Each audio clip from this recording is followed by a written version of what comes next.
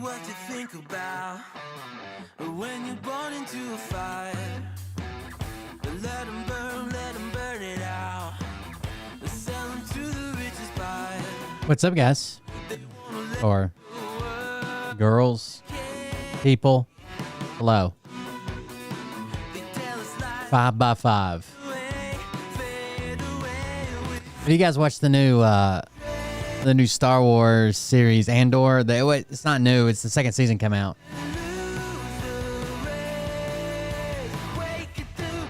Dude, it's so. I think Trump's building a Death Star, dude. It's so much like what's going on right now.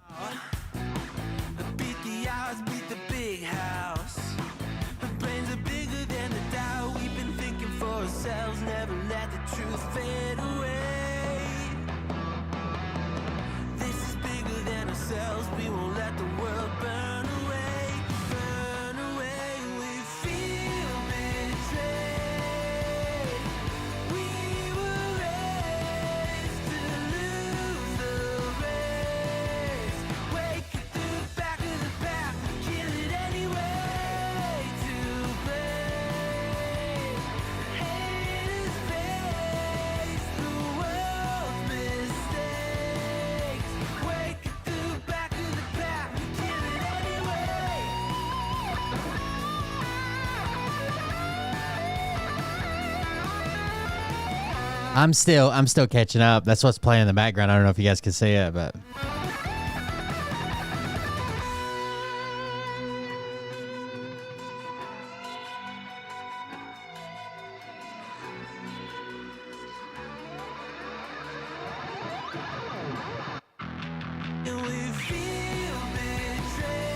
it reminds me so much of like what's going on in America with them trying to like hide shit and get rid of certain people and do certain things. It's wild. Andor. If you have Disney Plus, it just came out, second season.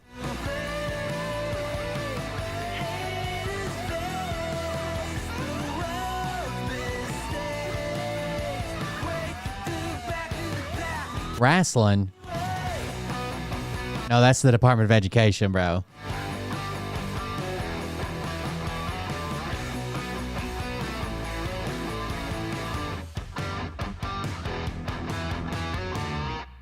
They're wrestling with A1. Oh, that's too much music. Hold on, let's stop that music. Hey daddies, it's me, the Linda Binda from TikTok. I wanted to make What's this the video over-under because at the end of the I show wanted that to it'll be thank more you than for 5 watching tonight? Cold Beer Confessionals I'm taking the over. with Will Bird. I think that's just incredible. I've I'm gonna watched cover the the spread. episodes and I'm just like very intrigued. But you know what I'm most intrigued in is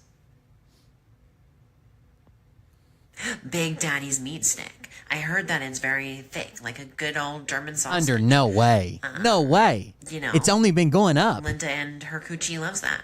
Oh, never mind. Let's not go there. Anyways, I hope you have a good show and enjoy it as you can. There's a lot of weird things that go on, especially when it comes from the realm of Linda Bindaland. So, enjoy the show. Thanks for watching. Peace Y'all are out of your mind, dude. It's at least 7. Welcome everybody. I'm Will Bird. This is the Cold Beer Confessional. Thank you for joining us. Yeah, we're back again, I guess. For now, different things going on today. Thank you guys again for joining us. If you want to support the show, do that at coldbeer.fund, coldbeer.fund. I did get something in the mail. Thank you to Kim Sunshine. She sent a card and a donation. Thank you for that. Dude, 5 is bonkers. What are you talking about? Anyways, thank you guys for joining us. If you want to support the show, do that at coldbeer.fund. We greatly appreciate it right now. We're trying to figure out some different things. So we were doing pretty well. We don't have jobs right now because it was destroyed. The campground was destroyed. So we were doing fine on disaster unemployment, but the federal government just cut that off on April the 5th. So we're struggling to find other ways to make it through. So if you want to support the show, keep it going. That's a way. You can also just like, share, follow me on other social media sites. That'd be great. Other than that, thank you guys for joining us tonight. We'll hop into it. A couple different videos I've gathered for you guys. Let me see. I got to update this first. Give me a second. Been a weird day. The Supreme Court is hearing birthright citizenship. They don't seem to be happy. So it's not just birthright citizenship. It is birthright citizenship by way of nationwide injunctions, right? So the Trump administration is arguing nationwide injunctions should stop, basically from a district court level. And most of the Supreme Court justices seem doubtful with this argument. One of the things that was asked of them today, of the general solicitor representing the United States, was, so let's say we confiscate everybody's gun in America. They're all going to have to file a lawsuit and come in. So that's the way it would be. When we talked about this, nationwide injunctions, what the Trump administration wants is that only the people that are affected by something can bring a single case. And if there's enough of them and they qualify, then they can bring a class action. So one of the justices asked today, like, well, what if a new president comes in and confiscates everybody's gun? Every gun owner in America is going to have to present a case. That seems kind of wild, right? Let's see if I can get this. Hold on.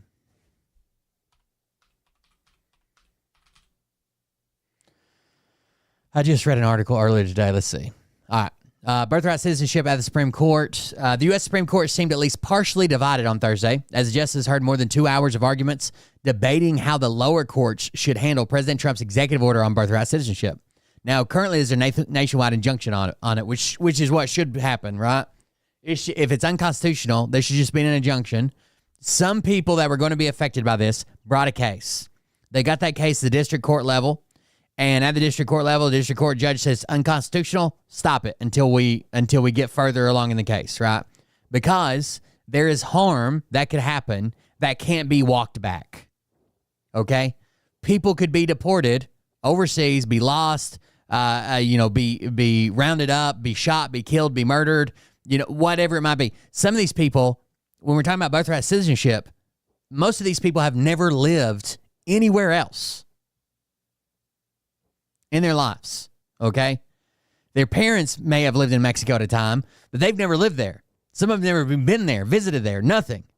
And they could technically be deported. I am only a citizen because I was born here. Like, there is the argument that my parents were U.S. citizens, so even had I been born abroad, there would be steps that I could take to become a U.S. citizen, or if I'd been born in a U.S. military base abroad. But we're all here because we were born here, right? Or at least the vast majority of us are citizens because we were born here. We just have the out that our parents were citizens. Trump is trying to argue that if the parents are not citizens, then the child is not a citizen. Trump has long maintained that there's no such thing as birthright citizenship, but the Supreme Court ruled otherwise 127 years ago.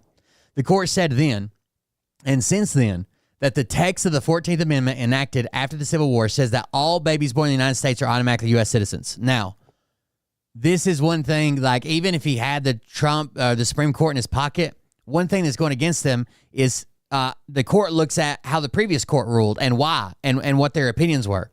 Well, 127 years ago, they said anybody born in the United States is a citizen. That's how they ruled. That's how they interpreted it. It doesn't mean that our current Supreme Court couldn't say they got it wrong, but it's less likely, right? The court said then, and since then, that the text of the 14th Amendment enacted after the Civil War says that babies born in the United States are automatically U.S. citizens. Undaunted, Trump, on his first day in office this year, issued an executive order declaring that children of parents who enter the U.S. illegally or on temporary visas are not entitled to automatic citizenship. And that's what was the injunction went for, right? So even though he knows the court's ruling, even though he knows the way what the Constitution said, even though he knows the standing of the country for the last 127 years, he comes into office and just says, no, fuck it. Immigrant rights groups and 22 states sued, and 3 different federal district court judges invalidated Trump's order. 3 different judges, issuing what are called universal injunctions, barring the administration from enforcing the Trump policy anywhere in this country. When the Court of Appeals refused to intervene while the litigation proceeded, right? Court of Appeals is not going to step in while there's litigation going on. There's nothing to an appeal, right? There's no final order. The Trump administration asked the Supreme Court to block universal injunctions altogether. The administration asserted that single district judges should not have such a broad authority. So on Thursday, the court heard emergency arguments in the case. The court's conservatives didn't entirely tip their hands. While some of them have called for the abolition of these nationwide injunctions in the past, on Thursday they didn't seem so certain, especially after Solicitor General John Sawyer opened his argument insisting Trump is right in saying that the 14th Amendment has been wrongly interpreted for 127 years. Quote, this order reflects the original meaning of the 14th Amendment, which guaranteed citizenship to the children of former slaves, not to illegal aliens or temporary visitors. He then went on to say that the judges who temporarily barred the enforcement of Trump's policy exceeded their authority under the Constitution. The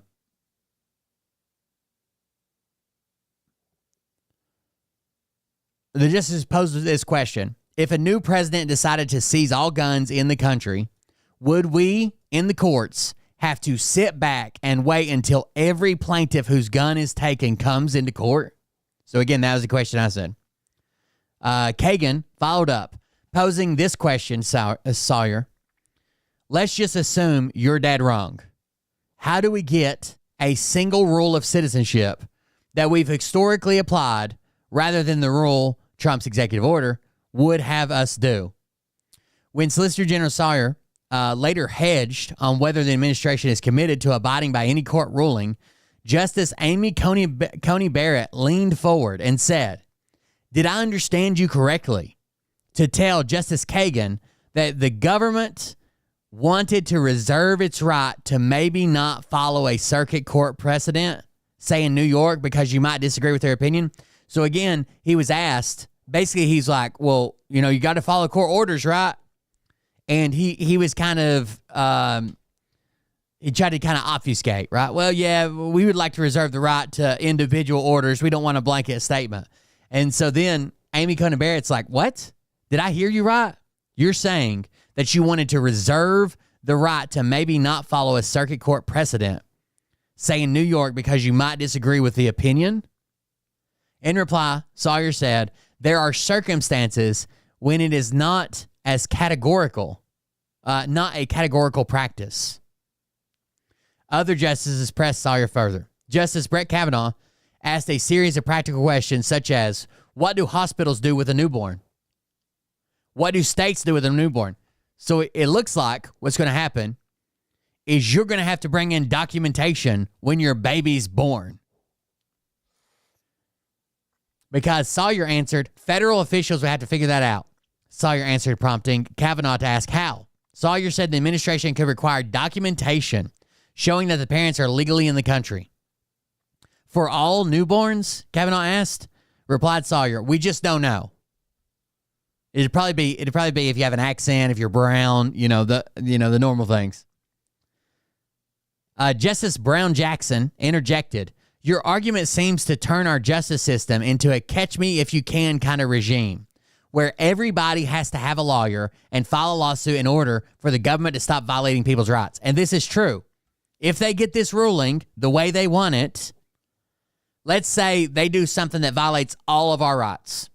All of us here in chat tonight. I know there's not many, but all of us that watch the show. First Amendment, something violated all of our rights. It's clear cut. Every fucking one of us is going to have to get a lawyer and go to the court system and say they violated our rights. If we meet the requirements of a class action, we may be able to do a class action. We don't even know yet.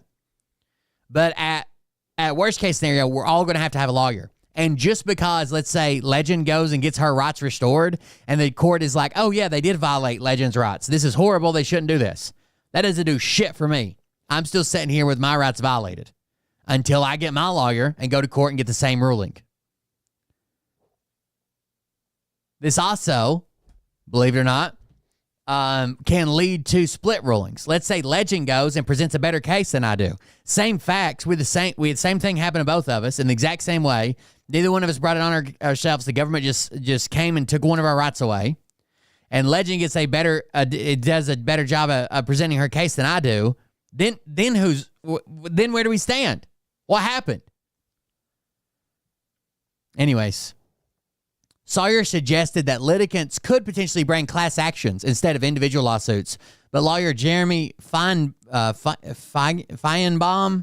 representing the states, responded, it's going to produce unprecedented chaos on the ground. Justice Samuel Alito noted that there are 680 district court judges in the country, and if all of them could impose nationwide injunctions, that might produce chaos too. No. How long has this been a country? They've always had the ability to do this. There's never been a need for it. And when there is a need for it, usually the administration works through the court system to fix it and just saying, no, they're crazy liberals. If all 680 district court judges with the authority to do nationwide injunctions would cause chaos, we'd be living in chaos, dude. And we would have for the last 100 fucking years. But we're not. Why? Because it's only in unprecedented times. But upon consideration, Alito didn't seem satisfied with Sawyer's notion that class actions would be better. So the answer is that the practical problem would not be solved, Alito said, adding that if that's the case, what is the point of this argument about universal injunctions? Chief Justice John Roberts noted that there may be benefits to allowing appeals courts enough time to rule on the merits of a case before the issue makes its way to the Supreme Court, which, as he noted, can happen rather quickly in emergency cases. So John Roberts just noted, maybe we need to wait on the it might be better for us if we wait on to see what the appeal case when the case is appealed, what they say from that court. A decision in this case is expected by early summer. So it's not going to be a quick thing. We don't think it's going to be a quick. It could be tomorrow. Who the fuck knows? But by early summer, they should have. Right now, it seems like if you got birthright citizenship, you're protected, just barely, by an injunction that prevents Trump from enforcing his EO. But that might not be the same by the time this ruling is heard out. So, right, they can't have hearings for every immigrant that's deported, but they want millions of Americans potentially to bring their own cases. Trump just knows that Trump administration knows some people won't bring cases. Some people can't afford a lawyer. Some people are not going to fool with it. Some people don't care. Even when rights are violated now, there's like a loud few that usually stand up and protect it for all of us. And most people can just sit back and wait. Well, those people that are sitting back and wait are not going to have their rights restored, right? They're not going to have anything changed. They're going to lose rights unless you went. And it sounds so fucking dumb when laid out, but welcome to Trump's America. I did find some inspirational music. I've been feeling down lately, so I thought this might be good. Some, what would you call this? Christian contemporary music, maybe? So let's see what's happening.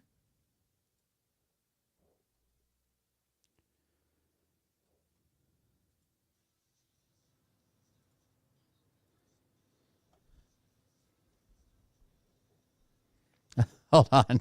I got to turn the audio on. Daniel, like me personally.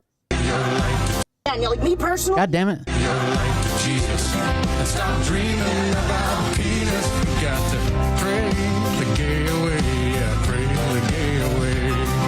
You're like Jesus, and stop dreaming about penis. You got It's pretty good. pray the gay away, yeah, pray the gay away. Samuel Saint. Pray the gay away. Dreaming about I would like to hear this full song.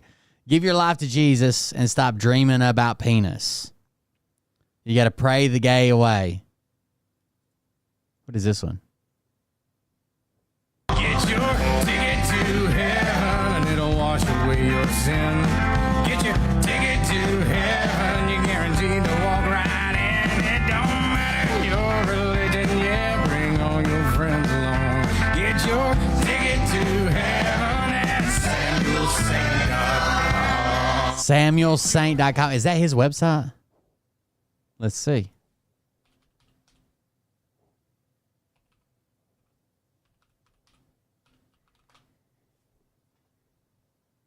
Donate a ticket to heaven. Buy your ticket to heaven.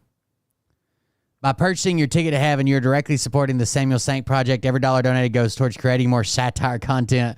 Early supporters who donate more than $5 will receive signed Ticket to Heaven bumper sticker as a personal thank you for Samuel Saint. We will see you out of there on the road. So it seems legit. Samuel Saint. Let's go to his YouTube. I want to hear the rest of that. Pray the gay away. I think I might need that in my life. Oh, there it was. Hold on. It was just playing.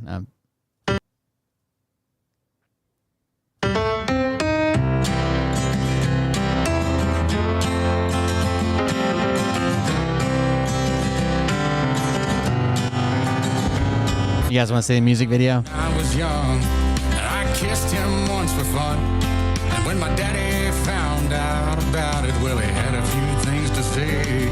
He said, son, I know you're growing.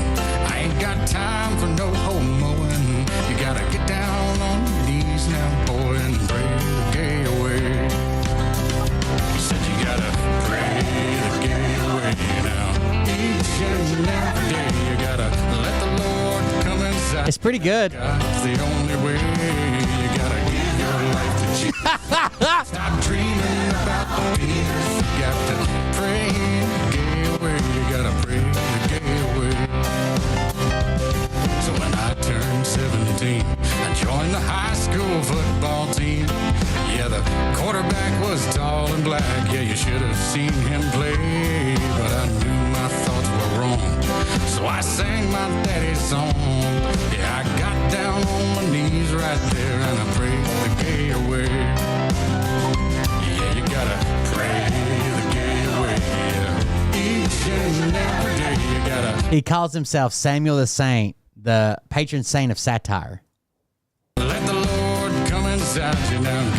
the only Let the Lord come inside you. way. You gotta give your life to Jesus and stop dreaming about peace. You got to pray the gay way. Pray the gay way. Then I joined the military, and my bunkmate's name was Gary. I could barely keep it in my pants when he was wearing his beret, but I knew I had to fight it. There's a guy in the bad body. Because Jesus wouldn't like it, so I got down on my knees again and I prayed the gay away. Yeah, you gotta pray the gay away. Each and every day you gotta let the Lord come inside you. Now God's the only way. Yeah, give your life to Jesus and stop Somebody's wife. about penis. You gotta pray the gay away. Yeah, pray the gay away. It's very unfortunate that Jesus rhymes with penis. Now that I'm old and grown, I spend a lot of my time alone. Cause my wife is always hanging around with her ex-boyfriend Ray. And my kids, they don't look like me, but Jesus, he's still with me. Cause every day when I wake up, yeah, I pray the gay away. Pray the gay away, yeah. Each and every day you gotta let the Lord come inside you. Now God's the only way. You gotta give your life to Jesus and stop dreaming about penis. You got to pray the gay away, yeah, pray the gay away. It makes sense. I believe it. There are a lot of rocking chairs, but I don't think it's a Crackle Barrel. There you go. Pray the gay away. And then some more terrifying stuff, because that's the world we live in now. Oh, no. Hold on. All right. Well, look, maybe there's a brainiac who can explain this. How it is that Donald Trump's executive order Crowder making a great case for socialism. Let's see. saying that drug companies can't give Europeans a Oh, no. Oh, no. The price controls. They can't figure it out. Trump does price controls. Awesome. Kamala Harris suggested price controls to combat corporate greed. Socialism. break on drugs relative to us is in any way enforceable or is going to do anything other than allow Donald Trump to pretend like he's doing something about drug prices. We got to go to a policy expert. Do we have somebody? Oh, yes. Let's go to the Crowder Institute. Wonk. The Crowder Institute. Here, we're paying $50,000 for a drug, and in Germany they're paying $5,000. All right. Now that doesn't. Crowder's getting plump, dude. Is he having an allergic reaction? Do you have some shellfish there? Happen. The 50,000 might register, but the 5,000 probably unlikely. It's even cheaper than that. But he's got to make it seem like, wait a second. I mean, even as the words come out of his mouth, he's like, well, why aren't we all moving to Germany? Like, why have I been making fun of Europeans for so long? Oh, okay. Germany, they're paying $5,000. All right. Now that doesn't happen, and you think that might affect Germany?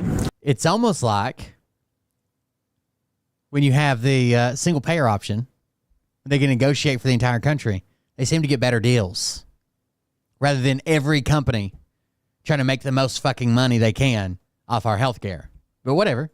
Liberal progressive Germany subsidizing green energy. Well, they also purchased, by the way, fossil fuels from Russia. Do you think that Germany would get to the point of declaring internet a fundamental human right and giving it to all of their citizens for free if before that they actually had to pay a fair price for drugs that were created and developed here? No, absolutely not. This shifts the dynamics of... Oh, pause it. Let me just be clear here. So his argument is, now, can you look up and see what, how many billions in profit drug companies made? Because it seems to me that there would be no difference in price between Germany and France and Canada and anywhere else in Europe as to the drug prices if it was just all being subsidized by us. So if none of the development could actually even happen, none of it could exist, except for the largesse of our companies who are now making. And if, listen, I want you to sit down because this is going to be gut-wrenching and heart-wrenching for you. The profits that drug companies are making. Are you looking that up? Nope. Yeah, well, in revenue, it was $1.4 trillion in 2022. I don't even know what the fuck that is, Legend. Oh, okay, but that's just revenue. Just revenue. That's just revenue. Yeah, you got to subtract R&D, you got to subtract marketing. Okay, can you get me the profits? I'll try. In 2022, 10 large pharmaceutical companies made over $112 billion. Oh, 112 billion. Okay, that's horrible. These people are just eking by. All right, but here we go. Like, so, do you think they're going to be able to do good things in Germany? Do you know they have pharmaceutical companies outside America, like some of the big ones? Biotin, the one that did, the one that did the COVID vaccine. Well, of course, that was just a scam, anyways. Yeah, right. We import 40% of our drugs, at least, and partially, 40% full on. We import, but somehow the drugs have to go up if they're going to go down in price here. We don't want to cut into any problem. Oh, I can't find any data behind this, but I did see someone that I know, someone that you all know, a YouTuber, that was saying RFK said that he's going to make the COVID shot illegal, and this is going to bring in sweeping changes where they're going to hold people accountable for everything it costs people, and it was a test run on humans and change your DNA, all kinds of crazy shit. I haven't even found RFK saying that, but I'm sure it exists somewhere. Profits. Yeah, I mean, not that they could use those profits for sort of innovation and research. They have to just make sure that they get the same amount of profit to have their giant homes and stuff and do the innovation. Free. If before that they actually had to pay a fair price for drugs that were created and developed here, no, absolutely not. This shifts the dynamics of, it takes away the moral high horse of socialists. Yeah. This is one thing too. You'll hear the left. They always say, well, there really is no, the United States is not a truly capitalist system. That's true. That's true. But these other nations certainly champion and brag about their socialism and how we're the only nation that doesn't follow suit. Well, the truth is, none of these systems are actually true socialist systems. They rely on the free enterprise and the ingenuity and the industry of you, the American. Well, most people don't claim they're true socialist systems, right? Worker. So that's something you guys say. Oh, we're gonna live in socialist Germany. Well, there really is no true capitalism. So the argument is that we are subsidizing the free ride Most people would describe them as democratic socialism, that Europe has. a hybrid system.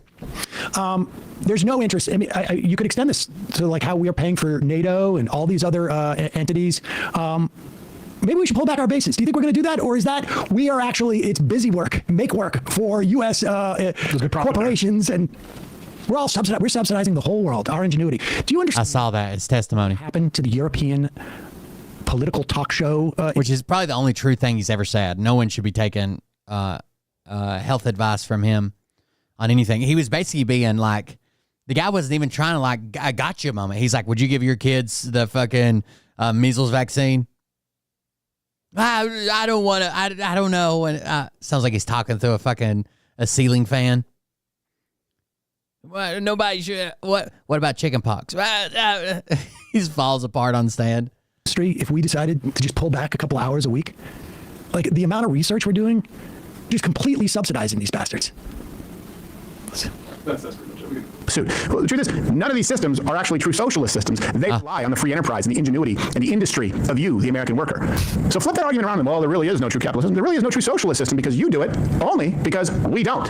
So, yeah, I mean, this is the funny thing. Of course, there's mixed economies, and there's even China. Like, it was a hedge fund that created the AI. Mixed economies, for sure. But the issue with Crowder is he's trying to naturalize the idea that these pharmaceutical companies will take billions of dollars in profits, and that they're just hamstrung by the damn Europeans that they have to give a good deal to, so they can only make up for it by rinsing Americans. It's what is the minimum amount of profit they have to give such a good deal to all the European countries that they make it up on our backs.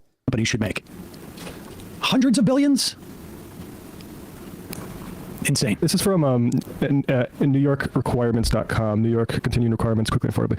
Pfizer, $31 billion in 2022. That is $994 per second. Johnson & Johnson, $17 billion, $568 per second. Merck, $14 billion. They make money. Trump says he's considering ways to serve a third term as president. Every time we call out Trump's authoritarianism, the right calls it media hysteria. But here's your reminder. Trump is... So that's an ad for Ground News. So there you go. That wasn't where I was going with this. The terrifying video is coming. I also want to show this one. I was going to show this one last week, and we never got to it. Or yesterday, but we never got to it. This video, kind of terrifying, because that's the world we live in now. Before we move on, I don't think that Trump's EO has enough teeth in it to really get anything done. I think he's placating to say, I'll lower drug prices because some of them might lower some. But he's never going to put enough... He's never going to put enough action behind it to actually regulate drug prices, right? But we'll see. Hope I'm wrong. Here's the terrifying video. I want to play for you one of the most chilling clips I've ever heard. And just hold on and trust me, because it's not that chilling until you This is Peter Thiel. realize what it means. The basic idea was that we could never win an election on getting certain things because we were in such a small minority. So he's talking about his crazy ideology where we do, I grew up on Rock Creek, where we go to these technocracies, city-states, CEOs. If you don't like the company that you live in, then you move to a different company. But it'd be all these mini city-states. His crazy ideology. He's saying we could never win an election on that. On getting certain things because we were in such a small minority. But maybe you could actually unilaterally change the world without having to constantly convince people and beg people and plead with people who are never going to agree with you. So you could change the world and still get the things that he wants without actually winning an election. Just do it through someone else. Through a technological means. And this is where I think technology is this incredible alternative to politics. That's tech billionaire and Republican megadonor Peter Thiel speaking at a Libertopia, a libertarian conference in 2010. He's basically saying that his political ideology is so unappealing that it'll never win elections. And that's one thing he's right about, because he's railed against women having the right to vote, complained so much about women's the women voting is worse for our systems that we live in. Diversity, and written some really disgusting stuff about. He called date rape belated regrets. Right? So there's no such thing as date rape. You just have second thoughts after the date. About sexual assault and consent. But he knows that he can use technology as a unilateral alternative to politics, and that should really freak you out. Thiel is one of the co-founders and biggest investors in Palantir, a CIA-funded technology company that has contracts across the government for the... You guys remember after Trump won the first time, and it took years before all the information about Cambridge Analytica came out and what they did and how they targeted people and how they manipulated data and all the crazy shit they did.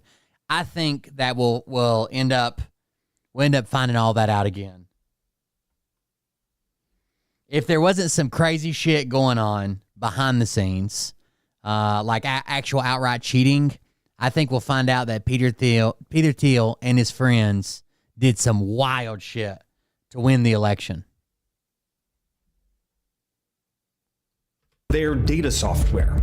Here's their CFO speaking a few years ago. We continue to advance our mission of becoming the U.S. government's central operating system as we extend our footprint across defense, healthcare, and civilian agencies. And while both President Obama and Biden did sign Palantir contracts, President Trump is taking it way further.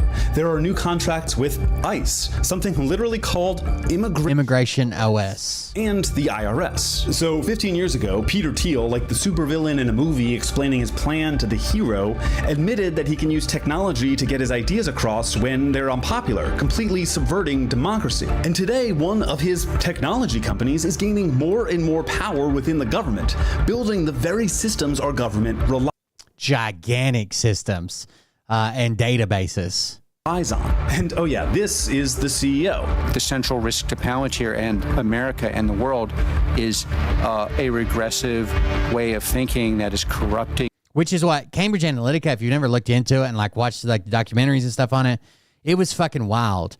The way they targeted people and knew who they could influence to win the election, knew that they were going to feed them gigantic amounts of misinformation, but their systems have been trained to basically brainwash these people, and they knew they could activate these people to come out and vote for Trump if they sent them enough lies. Basically, they targeted lies at them through these bot farms that were producing it already.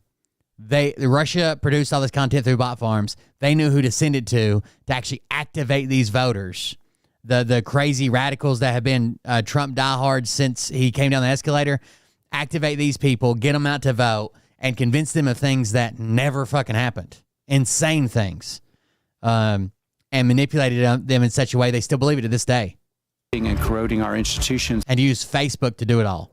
and Facebook was 100% complicit in it. That calls itself progressive, but actually, and is called woke, but is actually a form of a thin pagan religion. If you're a progressive, if you have progressive values, meaning you just, care about other people, the CEO of the company building America's technological back end thinks of you as the central risk. He thinks of you as the enemy. Are these the people you want running the systems you rely on, or worse, the systems that surveil you?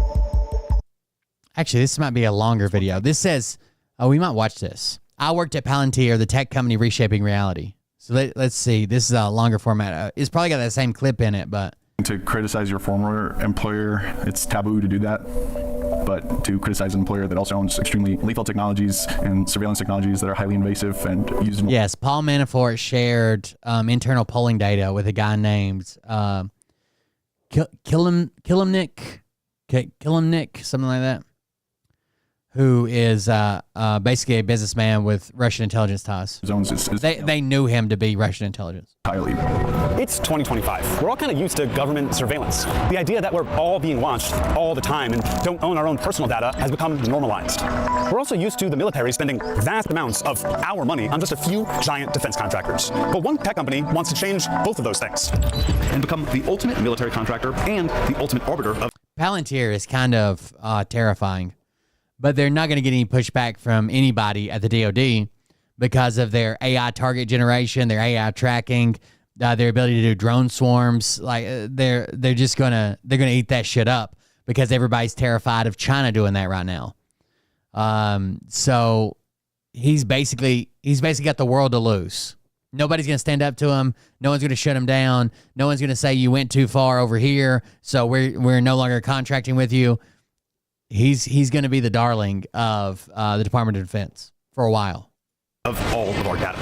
Palantir is here to disrupt and make the institutions we partner with the very best in the world, and when it's necessary to scare enemies and on occasion kill them. Check out Palantir shares surging 22% after the company cited a boom in demand for its AI software from the U.S. government. We're doing it.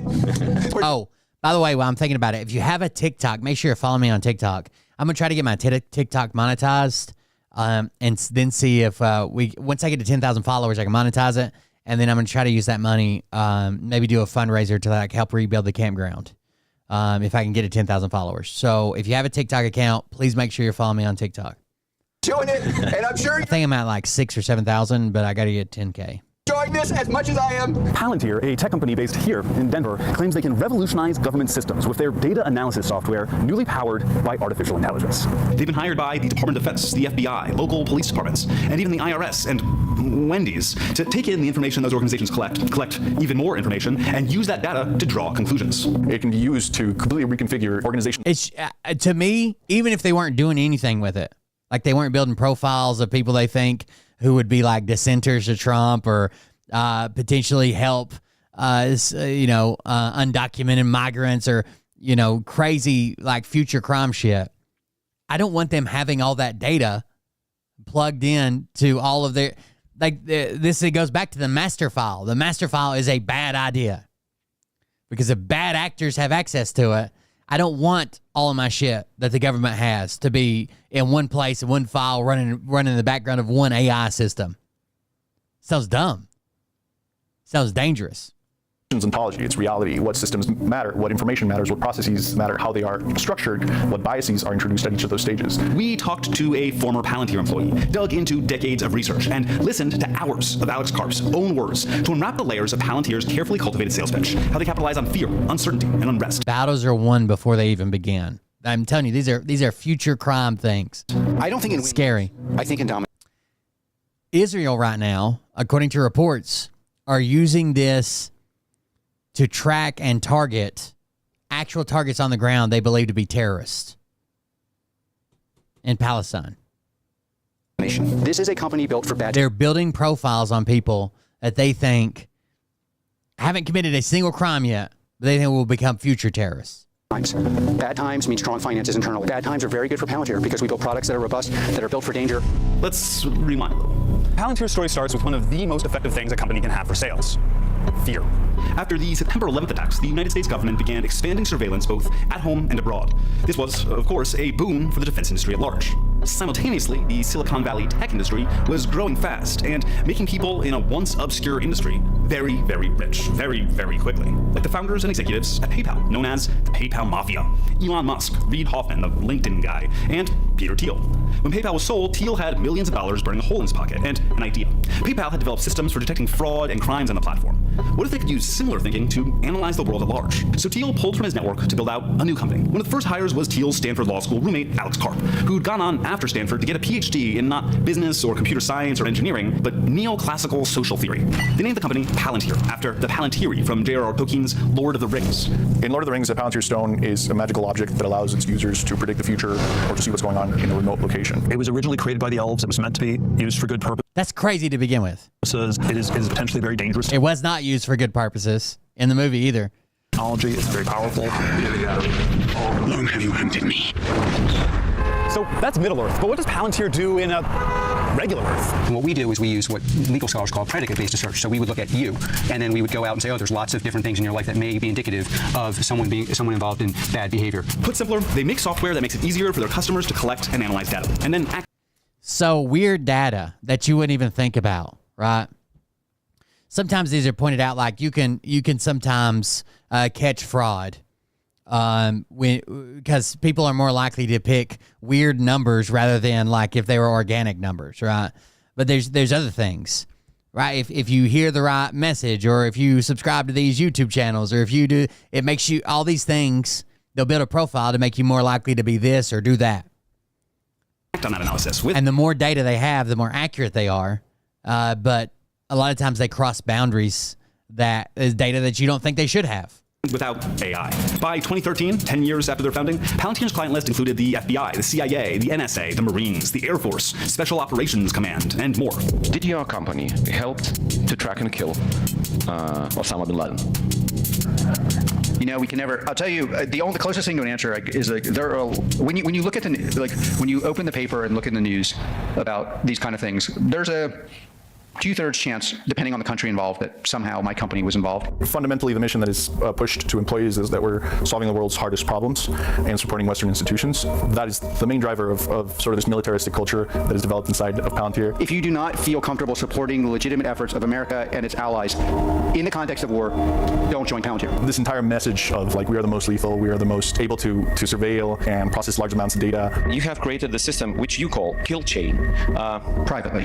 Publicly, the lawyers have some innocuous something like tech for the amelioration of unwanted blah blah blah, some term we're supposed to use. Let's for me it's the kill chain. Kill chain sounds good. Kill chain isn't an original term created by Palantir. It's not. I've heard it a bunch, but even Rhyming Best says it sometimes. General military verbiage for the series of decisions leading from identifying a target to taking their life. Palantir's contract added their software and artificial intelligence to the kill chain. It's quicker and better and safer and more violent. It's tech that Juan helped market. It reduces the distance you have to the problem, but when you're able to take a step back and really see all the narratives and how they were shaped and the actual application of these technologies, your whole world starts falling apart. Which shit is scary as fuck. Definitely happened to me. Juan didn't leave Palantir entirely for ethical reasons. He just got another job.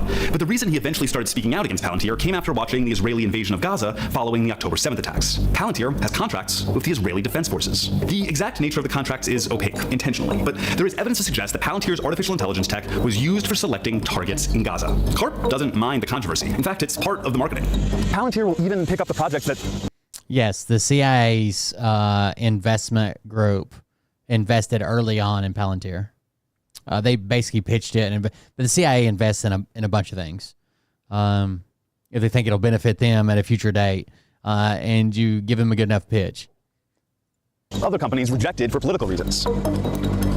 We are very comfortable being unpopular. Karp doesn't think controversy will lose Palantir customers. I think it was like $2 or $3 million, but they also gave them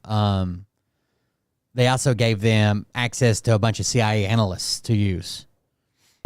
Whatever is pissing them off, they're still buying the product. Wendy's hired Palantir to help with their supply chain. Palantir works with health insurance companies to build AI for denials management to protect revenue. Do you want Palantir's AI making decisions about what care is covered for you and your loved ones? They also do business with for-profit hospitals, major investment banks, and even other defense contractors. Do you know, here's something weird. Insurance companies, while he's talking about insurance and healthcare, insurance companies are building AI models to analyze you, if you have their insurance, and see how likely you are to fight back against a denial. Let's say there's something that that you come up and you need whatever, and they deny you. If they know that you're going to fight and continue to fight, and you're going to go and you're going to call in the fucking OIG and all kinds of shit, an ombudsman and have investigations and shit, they're less likely to deny you than if they build a profile that just says like, oh, well, they'll probably get denied. They might make a fuss about it, make a Facebook post, but that'll be it. You're more likely to get denied? How fucking crazy is that?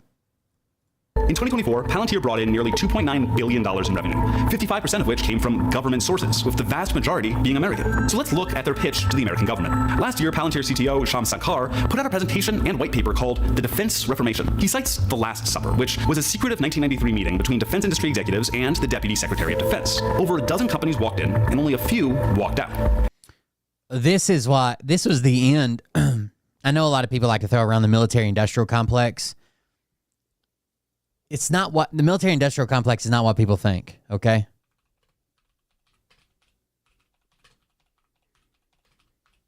Defense contractors don't have this unlimited budget where they could just throw shit up during the times and senators just approve it. Like, there's more money to be made in fucking Johnson & Johnson, right? They had all these mergers. Like, all these companies went in, and they came out as Lockheed Martin, Boeing, RTX, Northrop Grumman, General Dynamics. There are much, much, much more lucrative spaces. That dinner is often cited as the origin of our consolidated military-industrial complex. And to me, I think this was the definitive moment that kicked off the financialization of defense. You can't just keep using military-industrial complex as a reason to say like, oh well, why did this happen? Oh, military-industrial complex. They need this. It's just not. It's not the amount of money that making fucking baby diapers makes. You know what I mean? Or Band-Aids. Buybacks and dividends and leverage ratios. Criticizing the financialization of the defense industry, calling out stock buybacks, that doesn't sound like a defense executive. That sounds more like the exact argument about the defense industry that we have made before. I think what's interesting to me about Palantir is how they co-opt the language of revolution. But Sankar's argument did work on somebody, Uncle Sam. The Defense Innovation Board, an advisory group within the Department of Defense, cited Sankar's presentation multiple times in their 2024 report on why the DoD needs to divert more of their budget to emerging technology. That's giving money to Palantir. There's a reason Palantir just replaced Ford Motors in the S&P. I do believe that we need some of this technology to keep up with other countries around the world. It's just hard to trust whoever is developing this technology. Even if it were within the government and you thought there were good actors there, like it's hard to trust people with this much power. 100 in the months after Trump was elected. The Trump administration is an ideal customer for what Palantir is selling. First, there are many former Palantir employees sprinkled across the Trump administration, from inside Doge to foreign policy advisors to high-level technology appointees. And Palantir... Some of the Doge, like super hacker, whatever they called them, the bros, were from Palantir, of course. Co-founder Peter Thiel, heavily invested in the company, is also heavily invested in President Trump and Vice President Vance. He was a major campaign donor. This is a time at Sukkah where you would say the Trump administration is Peter Thiel's wet dream, okay? Wet dream. This would be a good time to use it. To both. Then the stated goal of Doge is to streamline and combine government data, which is exactly what Palantir does. But the ways that the government is defrauded is that the computer systems don't talk to each other. And obviously, Karp is loving it. Disruption at the end of the day exposes things that aren't working. There'll be ups and downs. There's a revolution. Some people can get their heads cut off. It's like we're expecting to see really... There's a revolution. Some people get their heads cut off. Expected things and to win. And what is winning, according to Palantir? This is CTO Shyam Sankar in 2021. Turning to government, we continue to advance our mission of becoming the U.S. government's central operating system as we extend our footprint across defense, healthcare, and civilian agencies. The government's operating system. They want everything to funnel through Palantir. Palantir already has... Had triple bypass months ago? Oh, well, I'm glad you're doing good. Contracts with the IRS, going through taxpayer data to save auditors time by finding the audits to pursue. Now, Wired reports, Doge will likely hire Palantir to create unified software for the entire IRS, a mega API that would allow anyone with access to view and possibly alter all IRS data in one place. A mega API. That sounds terrifying. And they have multiple contracts with the Department of Health and Human Services, including nearly $100 million to support HHS's core administrative data and applications, to manage, ingest, and access data securely across business domains. HHS's core responsibility is Medicare and Medicaid. That's control over millions of Americans' health records and their access to healthcare. So what does it mean for one contractor to have all that power, data, and taxpayer money as profit, especially as AI gets involved? As we kind of increasingly live in a simulated world, we lose touch with reality and the human decisions that matter, and we move closer towards governance by algorithm. Not only made by decisions of automated artificial intelligence systems, which is a problem, but more importantly, subject to decisions made by the people who are influencing these AI systems and creating them in order to fulfill an agenda for whatever their profit-seeking or control-seeking objectives are. And when I see DOGE kind of going into every agency and addressing the IT department first, I see it as an opportunity to try to change reality itself. But so what? Why am I telling you all this? Palantir has no problem being seen as Big Brother, as all-powerful, as lethal even. We're at the brink of using these technologies potentially to run our government, to run our battlefields, and our personal lives. Using artificial intelligence as a sort of panacea solution across our federal departments, and especially when they're, again, wielded by people with a very distinct agenda, puts everyone at risk. It almost feels like that's been the plan all along. Here's co-founder Peter Thiel in 2010 at Libertopia, a libertarian conference. This is what we just watched. And government. The basic idea was that we could never win an election on getting certain things because we were in such a small minority that maybe you could actually unilaterally change the world without having to constantly convince people and beg people and plead with people who are never going to agree with you through technological means. And this is where I think technology is this incredible alternative to politics. And here's Alex Karp in 2009 on civil liberties with regards to Palantir's work. The central question, in my view, of civil liberties is how, it's not if the government has data, because let's assume the government has as much data as a health insurance company. It's how is that data being used? Is it being used in a way that's lawful? Meaning, do they have the right to use it? And is it being migrated into places it's not allowed to be used? We allow the enforcement of rules that government ought to enforce. And by the way, my experience is they want to enforce, or at the very least know they need to enforce. And if it's framed in that way, then you can have what is the ultimate Silicon Valley solution. One co-founder openly wants to use the power of the tech industry to affect politics. The other wants his company to have oversight over how the government data they're paid to handle is used. And the founders of Palantir will retain control in the company no matter what, through an obscure ownership structure. Their Class F shares grant them 49.99% of voting power, even if they collectively own as little as 6% of the company. At the start of this journey, I was extremely afraid for the repercussions of this writing, of speaking out, but now I'm like, even more convinced that this is absolutely necessary. We can't replace our current broken system with an even more broken one. And we can't let the worst people in Silicon Valley become our government. It's not about whether you're actually at risk for speaking out or not. It's just the idea that somebody's watching you is enough to push people into silence. We will hold you accountable. Because the American people are more powerful than Elon Musk. If you think we will get tired, then you have no idea who you're up against. This is our country. That is our future.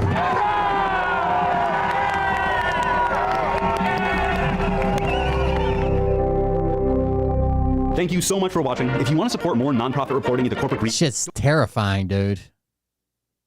Peter Thiel is a scary motherfucker in his company. subscribe and let us know in the comments what you'd like to see us cover next.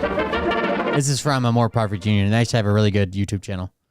If you want to check it out, More Perfect Union on YouTube. I'm sure they have other social medias, but a More Perfect Union is pretty good. Ooh, what is this?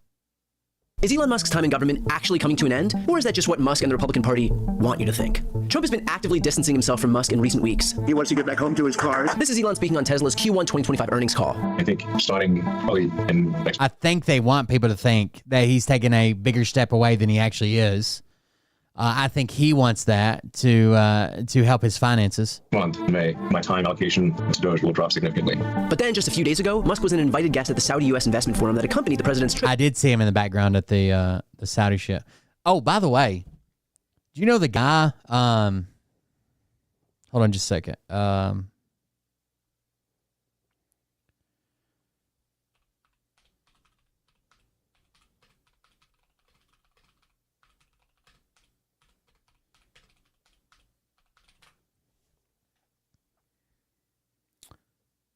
Jamal Khashoggi. Do you guys know who that is? So hold on.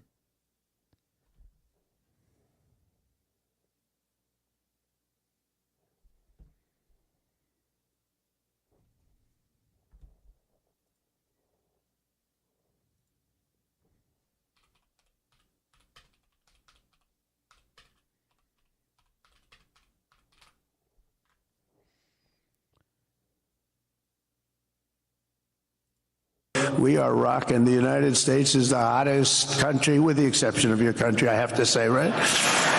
I'm not going to take that on. No. The guy he's praising here. Mohammed, I'm not going to take that on. Wouldn't that be a terrible thing if I made that full statement? The guy he's talking about being so hot right here. But I will not do it. You're hotter. At least you're so much hotter. As long as I'm up here, you're hotter. We are rocking the. This guy that he's praising here, that he's rubbing elbows with, that he's talking about doing business with, right? That he worships so much. He loves the Saudis because they got so much fucking money.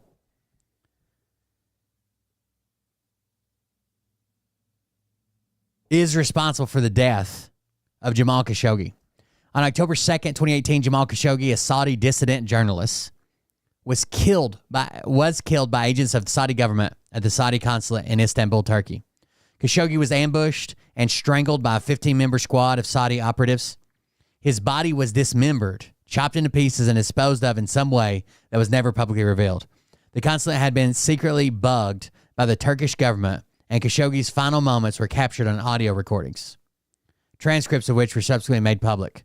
The New York Times reported in 2019 the Saudi government engaged in an extensive effort to cover up the killing, including destroying evidence. By 16 October, separate investigations by Turkish officials and the New York Times had concluded that the murder was premeditated and that some members of the Saudi hit team were closely connected to Mohammed bin Salman, the crown prince of Saudi Arabia. After repeatedly shifting its account of what happened to Khashoggi in the days following the killing, the Saudi government admitted this guy was told he needed to come to the consulate to get paperwork that he requested because he wanted to get married. And when he showed up there, because he wrote critical pieces against the Saudi government, he was murdered and chopped up into pieces. He never left the consulate again that we know. We don't know how he would have left. They know he's murdered and that he's chopped up.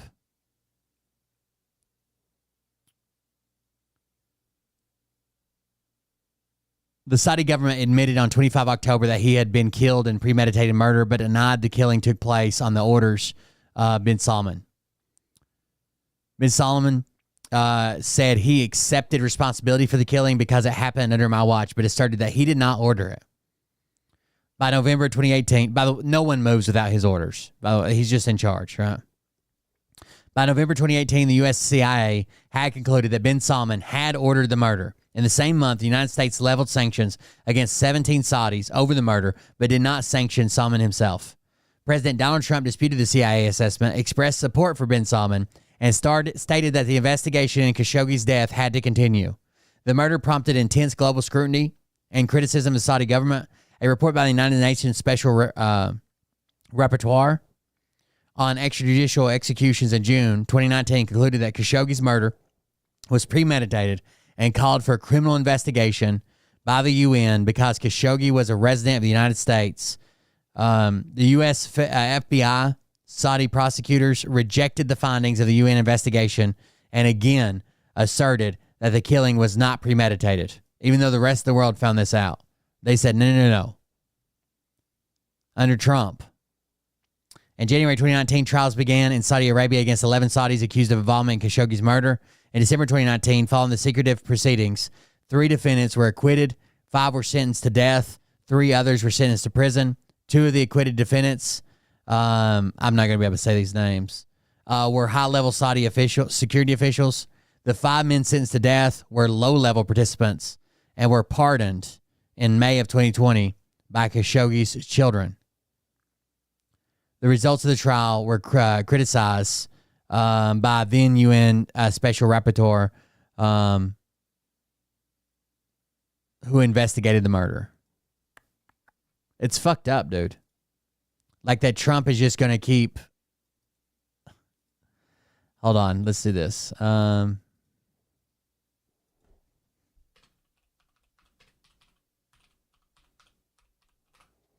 That Trump's going to keep sucking this guy's dick, right? Or that the U.S. keeps sucking this guy's dick. Wild.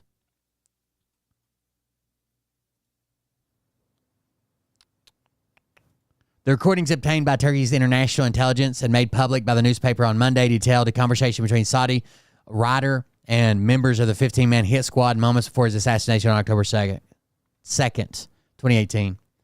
Khashoggi, a Washington Post contributor, so he wrote for the Washington Post on the Middle East, who was living in the United States, had gone to his country's consulate to collect documents for his planned wedding before he was killed and his body dismembered.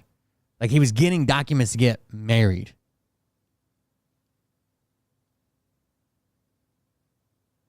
Yeah, he was. He did call out like some more conservative like tradition shit, but he just wanted it to move forward, right? To be a more progressive community. It wasn't like he was calling this guy out by name and being like, your mother, you fuck goats kind of deal. It just seemed like he was a progressive Saudi, right? I don't know. When he entered the consulate, Khashoggi was greeted by a familiar face, being pulled by the arm into the consulate general's office on the second floor, according to Daily Sabah. Please sit. We have to take you back to Riyadh. A senior Saudi intelligence officer and the bodyguard of the Saudi crown prince, this guy's personal bodyguard, bin Salman's bodyguard. There is an order from Interpol. Interpol demanded you be returned. We are here to take you. Khashoggi responded, there are no lawsuits against me. My fiancé is waiting outside for me. In the last 10 minutes before he was killed, Mutreb, which was bin Salman's bodyguard, asked Khashoggi to leave a message for your son, saying not to worry if he could not reach the journalist. If he could not reach you at your office, I think is what it's a bad translation. When Khashoggi refused, Mutreb said, write it. Mr. Jamal, hurry up. Help us so we can help you. Because in the end, we will take you back to Saudi Arabia. And if you don't help us, you know what will happen eventually. The operatives then drugged the Saudi journalist. So he wanted him to record a message or write a message to his son saying, I'm fine, don't look for me. They were covering this up from the get-go, right? This definitely was premeditated. The operatives then drugged the Saudi journalist. His last words before losing consciousness were, I have asthma. Don't do it. You will suffocate me. They put a bag over his head. Sound of an autopsy saw dismembering the 59-year-old's body can be heard. At 1:39 p.m. local time, the procedure lasted over 30 minutes. So they had the electric bone saw, basically, cutting him in half. His body was never recovered. Saudi authorities have charged 11 unnamed suspects over Khashoggi's murder, including 5 who could face the death penalty on charges, which they were all acquitted or pardoned, ordering and committing the crime. The CIA has reportedly concluded that Crown Prince Mohammed ordered the killing, which officials in Riyadh deny. During the trials on Sunday, the Daily Sabah revealed some of the statements of the hitmen who killed Khashoggi. The audio recorded minutes before Khashoggi entered the consulate building. Mutreb asked whether it will be possible to put the body in a bag. In response, Salah Mohammed Abda Tubagi, a well-known Saudi forensic doctor, replied, no, too heavy, very tall, too. He added, actually, I've always worked on cadavers. I know how to cut very well. I have never worked on a warm body, though, but I'll manage that easily. I normally put on my earphones and listen to music when I cut cadavers. In the meantime, I sip on coffee and smoke. After I dismember it, you will wrap the parts into plastic bags, put them in the suitcase, and take them out of the building. Khashoggi's killing provoked widespread revulsion, and marred the image of the crown prince. A report in the Washington Post in April said Saudi Arabia gave Khashoggi's 4 children $1 million houses and monthly 5-figure payments as compensation for killing their father. So they paid them to do the, because they thought they could sneak his body back out, I think was the reason for dismemberment. What is this? This is some type of reenactment or some shit. Hold on. His fiance was sitting outside. Well, I guess he could have been bluffing, but I know he says in the recording his fiance's outside. Everything that you put all of us through, which is crazy. And that's the only reason he was there. They told him that they couldn't deliver his paperwork for him to get married, his documents, and that he had to show up to pick them up. To get married, dude. It all started with a threat. Year before killing, Saudi prince told aide he would use a bullet on Khashoggi.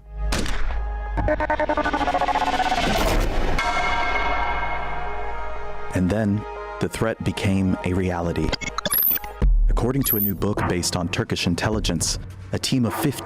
They knew, I mean, they're not idiots.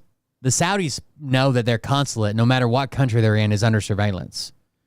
So I think they thought they weren't planning on getting busted, right? They didn't know that the Turkish government had a listening device in their consulate. They weren't planning on getting busted.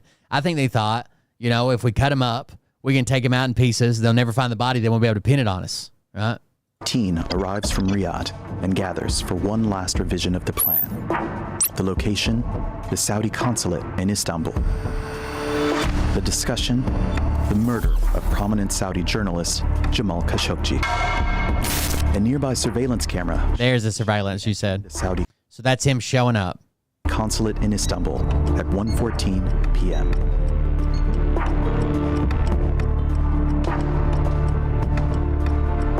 He is reportedly welcomed by Saudi guards and ushered to the second floor, to the office of the Consul General. I mean, I understand we probably have to keep a military and open line of communication with them, but to be over there partying with them and sucking their dick is pretty wild when they do shit like this. Inside, the special team is waiting for him. Among them, Maher Abdelaziz Metreb, a close companion of Crown Prince Mohammed bin Salman. He's his personal bodyguard. The personal bodyguard of the Crown Prince. And childhood friend. I think he grew up together with him. His role? One last negotiation. He offers Khashoggi two options. Return to Riyadh or text your son, telling him not to worry if you're out of reach for a while. Khashoggi refuses both. He asks Metreb if they plan to kill him. Metreb makes a phone call. Autopsy tools are reportedly brought into the room and laid out on the consul's desk. Metreb. Just that's fucking terrifying, right? That's what you see in the movies, where they bring out tools they're going to torture you with. Heard saying, "Not if you cooperate." They won't kill you if you cooperate. 5 men. But they were just planning on taking him there. If he would have agreed, they would have took him there and killed him there, right? The Crown Prince himself might have killed him, and we'd have never known what happened. Then encircle Khashoggi, force a plastic bag around his head, and suffocate him. It's all over within 7.5 minutes. Jamal Khashoggi is dead. His clothes are taken by Mustafa al-Madani, a Saudi security officer hired to act as Khashoggi's body double. Al-Madani is heard saying he finds it creepy to be wearing clothes belonging to somebody he was supposed to put them on and walk out, keep his head down to where it looked like this guy left. Who had just been killed. While still warm, Khashoggi's body is drained of blood and left with a Saudi forensics specialist, Salah Khattubeji, to be dismembered. He can be heard saying how he's never worked on a warm body before, but that he will easily handle it. At 2:52 p.m., Mustafa al-Madani exits the consulate. There he goes, in his clothes. Members of the special team are captured on video carrying bags into the Saudi Consul General's residence. 7 different cars, all with diplomatic plates, are seen leaving the consulate. 7 different cars leave, all with different parts of the body, they assume. Soon after, each headed in a different direction. The bags are suspected of to dispose of the body parts at different locations. Khashoggi's dismembered remains. The book goes on to say the team that arrived in 2 private jets on the day of the murder leave that same night. Get the fuck out of there before local authorities figure out what happened and can arrest you. One plane heads to Cairo, Egypt, and another to Dubai in the UAE, before flying back to Riyadh. Yeah, and then Donald Trump to come out and say it's not premeditated and that no one ordered it. They just happened to do it because nothing happens without the Crown Prince knowing. You know what I mean? Saudi Arabia released a statement saying it arrested 18 suspects tied to Khashoggi's murder. But according to Turkish sources, 5 crucial members are still free, including Salah al-Tubeji and Saud al-Qahtani. All 5 directly tied to the Saudi crown prince.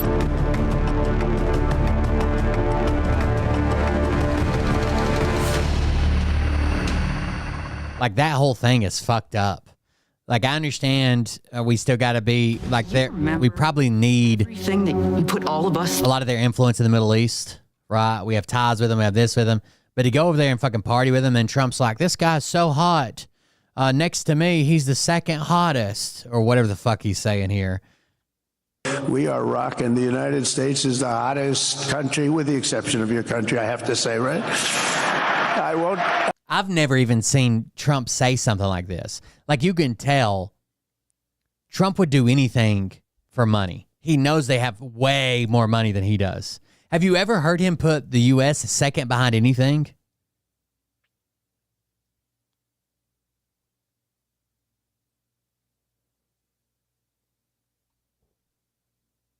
Behind anything. I'm not going to take that on. We are rocking. The United States is the hottest country, with the exception of your country, I have to say, right? I won't. I'm not going to take that on. No, Mohammed, I'm not going to take that on. Wouldn't that be a terrible thing if I made that full statement? But I will not do it. You're hotter. At least as long as I'm up here, you're hotter. We are rocking. The United States. So here's the comments, because this is Fox News, so it should be good. I love Saudi Arabia. They have shown so much respect. He did a fantastic speech. So proud of our president. He's so damn funny, and everybody loves it. The coolest president in history of America. Best president ever. World leaders love Trump. Amazing job, Mr. President. Keep the wins coming. Our future is secure. I love this man from Alberta, the 51st state. Our best President Trump. Leaders of the world. I love my President Trump. Wow, he is so fun. The world is healing one day at a time. At this point, I just beg you to read Secret Money Domination by Robert Robertson. It will change your mind. Charismatic, spontaneous, what a cool president. Hashtag Trump makes me proud. America is very blessed. Hashtag Trump, interesting. America second in this case. Laugh out loud, Mr. President is always funny. I pledge to America, my lovely country. He is such a buffoon, so easy for them to manipulate. They are not laughing with you, Donnie. Welcome, Mr. President Trump. God help us. This is the proudest 4 years Americans will ever experience. He's like, thank you for my jet and golf course and your $1 billion investment. Yes, I'm for sale. The level of respect he affords anyone relies heavily on how much they can afford to buy. Oh, yeah, the amount of respect he affords to somebody relies heavily on how much money they have. That is true. Thinking about diplomacy, this guy does rock. This guy does rock, no doubt about it. Thank you, Mr. President. Great president, simply a genius. I love Mr. Trump. Trump, yeah, baby, best president ever. Love it, go Trump, USA. Oh, my God, wake up America. They love him. Proud of our president. I love our president. D. Prince is very handsome. This is what a leader looks like. The best ever. This is pure. Well done, President Trump. He can't stand you like the rest of the universe. Trump, he gave a fabulous speech. Trump, this guy, look at him bowing down to another world leader. Hottest country, ran by coolest president. Basically said, I won't talk bad about you in front of you. Trump knows they'll have him in a goddamn duffel bag. You're the hottest. We're the second hottest. You're like Ivanka and we're like Melania. I'd fuck them both, though.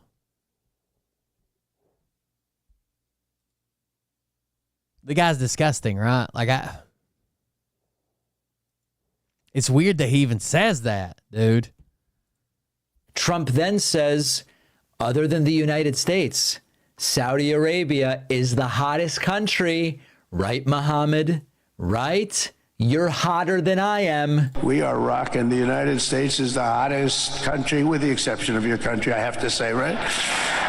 Someone said, oh my God, this is the man with the nuclear codes. I'm not going to take that on. No, Mohammed, I'm not going to take that on. Wouldn't that be a terrible thing? I mean, I don't blame Saudi Arabia, right? I don't blame anybody with money.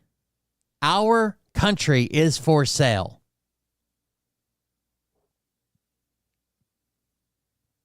I can't really blame you for playing the game that he offered to play, right? I think if I made that full statement, but I will not do it. You're hotter. At least as long as I'm up here, you're hotter. Muhammad, you're so hot. I'm melting in my huge boxer shorts. There is no greater crush in the world. There is no more, I'm telling you guys, somehow we need to use some reverse psychology and have Trump, you know how he did his Pope picture? Who did his Pope? Somehow we need to reverse psychology, bully / troll Trump into making an image of himself as Muhammad.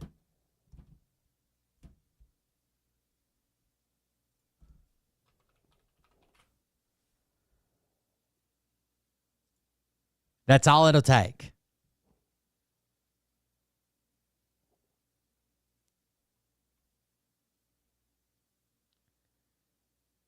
A little post that's like, I love the Muslims, not as much as I love the Christians or the Jews.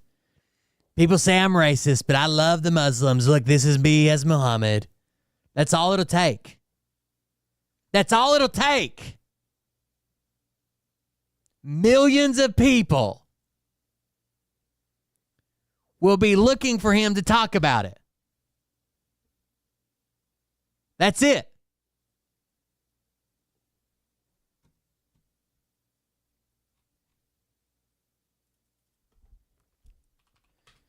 I am Trump Hamed the Prophet.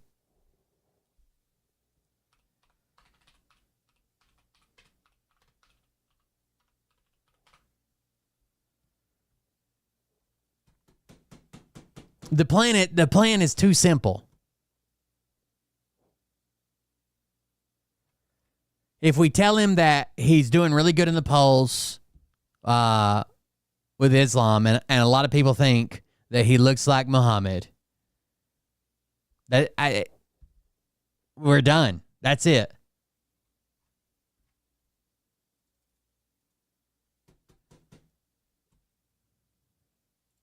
Leo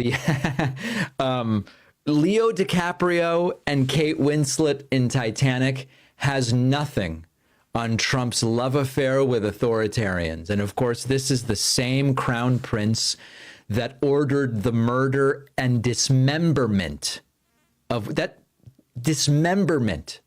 Washington Post journalist Jamal Khashoggi. But Trump's unfazed. Actually, he's not even unfazed. He's smitten. It's beyond diplomacy. It is a full-on crush. And then Trump starts flirting with the crown prince. How do you sleep at night with the job you're doing? How? Mohammed, you sleep at night? How do you sleep? Huh? Just thinking.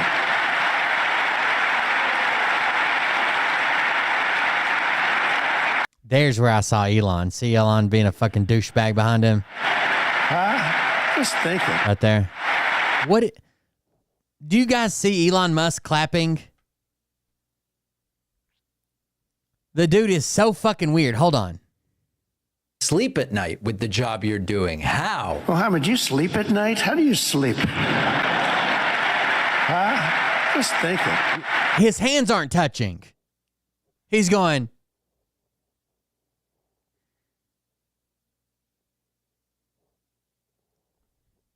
What is wrong with him?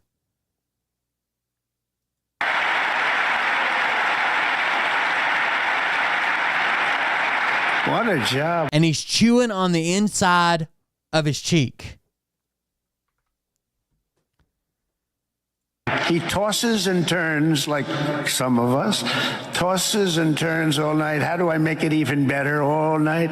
It's the ones that don't toss and turn. They're the ones that will never take you to the promised land, won't they?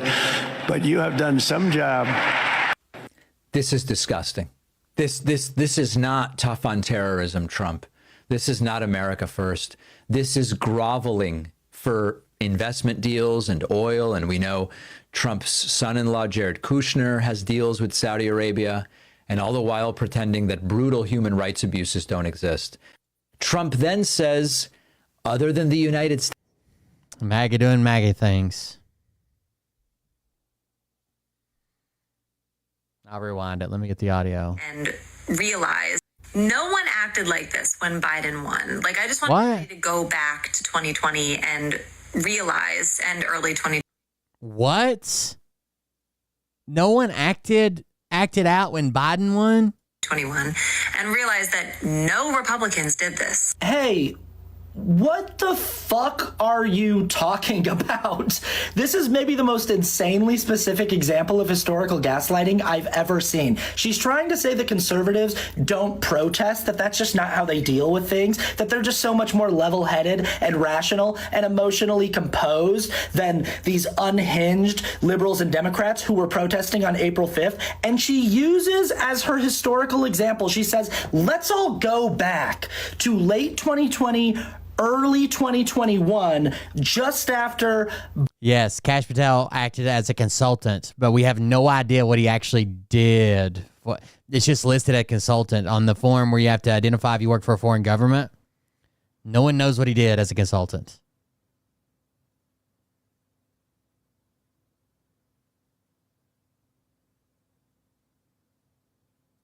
Biden was elected. She says, if you'll remember, Republicans didn't do for the embassy of Qatar.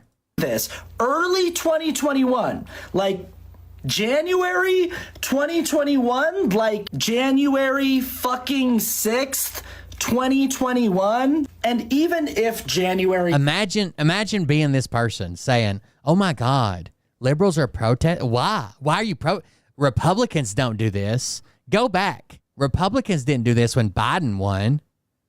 We just said, oh, well, maybe next time it'll be us." 6th had never happened. The idea that Republicans have historically been super respectful about. Kash Patel also didn't disclose how much he made. He didn't disclose what he did or how much he made.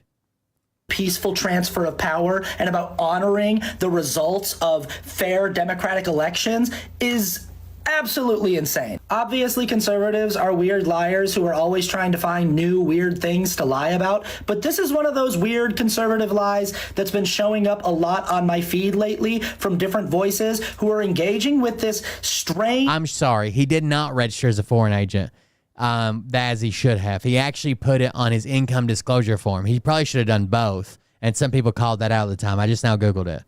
He did not register as a foreign agent. Revisionist history where conservatives have never complained about anything before. Like, this guy was on my Threads feed saying, we tolerated President Obama for 8 years and kept quiet. And I was like, what are you talking about? No, the fuck you did not. The guy wore a tan suit to work one day and did a salute to a soldier while holding a Starbucks cup in his hand, and you still haven't shut up about it. I remember being programmed to be outraged about him saluting a soldier with a Starbucks cup, because that was the people I grew up with, as the place I lived. That's what everybody was mad at. And then after that, I specifically remember going back and looking at pictures, and there's a picture of fucking George Bush holding a poodle while trying to salute a soldier. Nobody said a word. This dude is like, not everyone behaves like spoiled children with temper tantrums in the streets. We respect democracy and its results, even when we do not like them. You tried to kill the vice president. You went in a mob to the Capitol to murder Donald Trump's vice president because he wasn't going to overthrow democracy. Truth. for you. So why are they telling this weird lie? I don't know. I don't know why conservatives do the weird things that they do, but if I had to guess, I would say it probably has something to do with the fact that every time they do protest, they kind of can't stop themselves from doing domestic terrorism. Like a lot of times when a conservative person shows up to a protest, it's just so they can drive their car through a crowd of people. Like this is something they do kind of a lot. It's kind of a go-to move for them. And when they're not driving their cars through crowds of people or calling in bomb threats or opening fire with an AR-15 or emotionally torturing Capitol police officers to the point where multiple police officers wound up dying by suicide, they have this tendency to just be huge, unapologetic Nazis. Like conservatives genuinely have a really hard time participating in a protest without being literal Nazis about it. Like it's just so common that whenever conservatives organize and participate in protests, they do it as Nazis with Nazi flags and Nazi slogans. You would be hard pressed to go to a Trump rally and not encounter at least a few Nazi flags. So why are conservatives telling this weird revisionist history lie? Again, I don't know, but if I Did you guys see somebody trolled Matt Walsh into posting a swastika? had to give you my armchair theory, I would say that maybe it's psychologically easier for these people to lie than it is for them to acknowledge that they are part of a political ideology and a political project that has a well-documented history of committing acts of violent domestic terrorism and has a well-documented history of showing up to protest things in lockstep with real, actual, literal Nazis.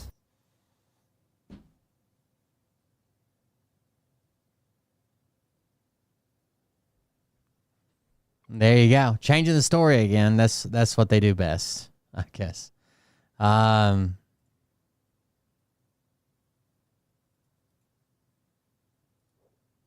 We didn't act like this. Have you seen the creator talking about black fatigue? That's not going to go over well.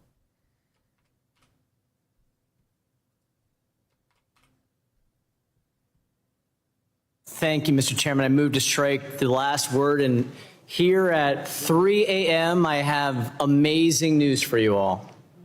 You don't need to kick 13.7 million Americans off of health care. I'm just going to repeat that. You don't need to do it. You don't need to kick 13.7 million Americans off of health care.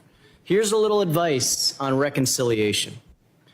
We could see a real middle-class tax cut package with no major cuts to Americans' health care if you simply abandon tax cuts for billionaires and giant corporations. You could increase the standard deduction for families. You could increase the child tax credit for families. You could have no tax on tips or overtime or Social Security. You could extend the premium tax credit. Heck, you could even help out with SALT. And you could do all of that by simply rolling back the corporate tax rate to 2018 levels, or maybe even just a partial rollback.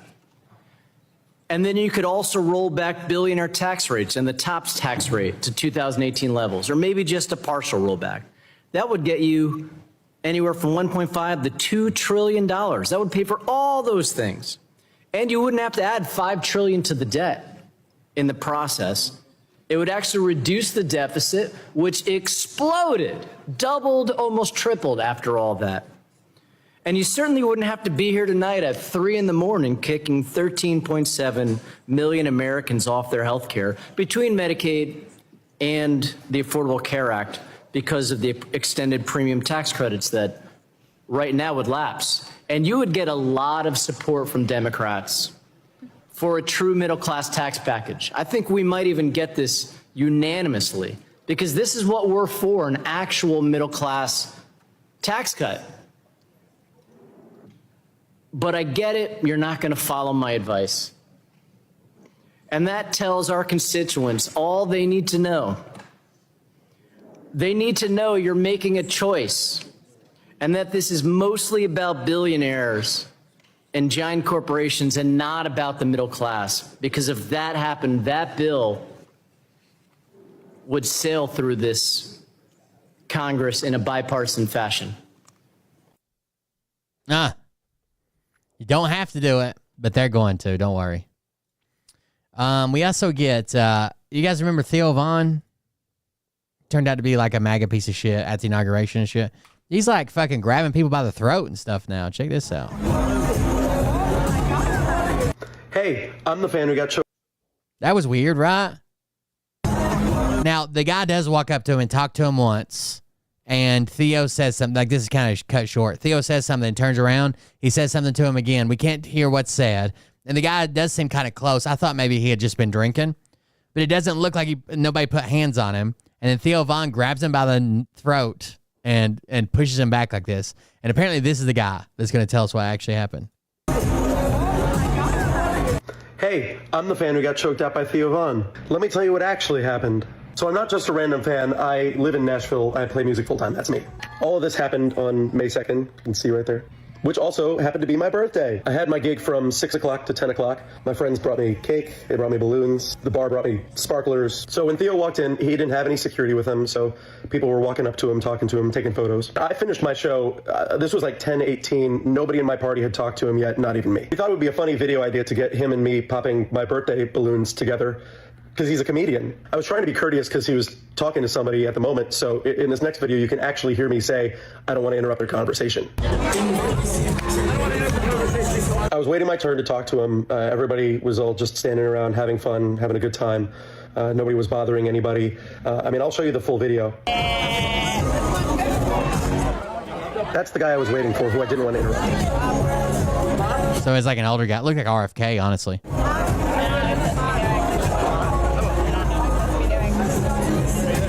This is where the video that you've seen starts. I went up and I said, So the guy walked away and he walks up to him. Will you pop some balloons with me? pop some balloons with me. He turned away and looked like I said something offensive. I leaned in and said, hey man, I'm a fan, I'm just messing with you. He turned back around and then aggressively got in my face right there. I was confused, so you can see me lean in and say, what? And that's when he grabbed my throat and shoved me back. What happened was a complete... He's just he's a piece of shit, I think. Completely uncalled for reaction, especially when you consider the facts that nobody in my party had been badgering him for hours. We hadn't even talked to him. This was a 14-second interaction, and that was it. As an entertainer in downtown Nashville, I get being overwhelmed by crowds and people coming up to you all the time. At the end of my shift, at least I get to unplug and go home. And, I feel for Theo where he probably can't get away from that a lot more easily than I can. And post-surgery, I was 1 week back from recovery. This could have ended my career, but luckily there was no damage to my vocal cords or neck. I'm not trying to get any sympathy or anything out of this. I just want people to know that, the celebrities that you see on camera can be complete. Because that was, with that short clip, people were saying, oh, this guy must have been hounding him all night. This guy must have been doing this, doing that. But it doesn't seem that way. To be different people in real life. You don't know. Seems like he's got the full video. All right. Matt Walsh posts swastika. This is kind of hard to see, okay? Let me pull it over here before I just hit images. Give me just a second.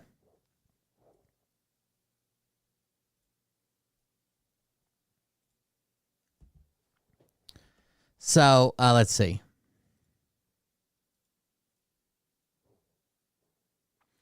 If I bring it over here and we zoom in,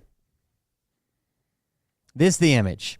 So Quad Carl says these people are native to Europe, not Americas or Africa. Sounds like you need to Google what the word native means, because Matt Walsh responds and says, people who look like that have been living in the Americas for 5 centuries. If 5 centuries is not long enough to qualify as native, then how long do you need? If the answer is that your ancestors have to actually originate from the place, then nobody is native anywhere. So, of course, making a racist argument, right, about natives. But if you're zoomed in, it's kind of hard to tell. Obviously, this was made with AI. See the ass kind of sticking out weird? Obviously, this was made with AI. But if you zoom out, it's kind of easy to see, right? Can you guys tell?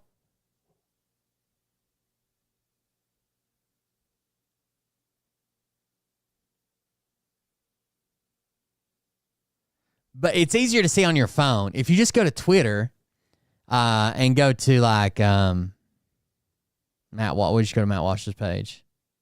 Or just type in Matt Walsh.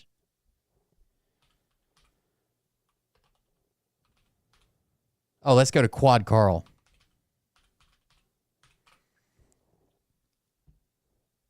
It's not super easy to see, to be honest with you.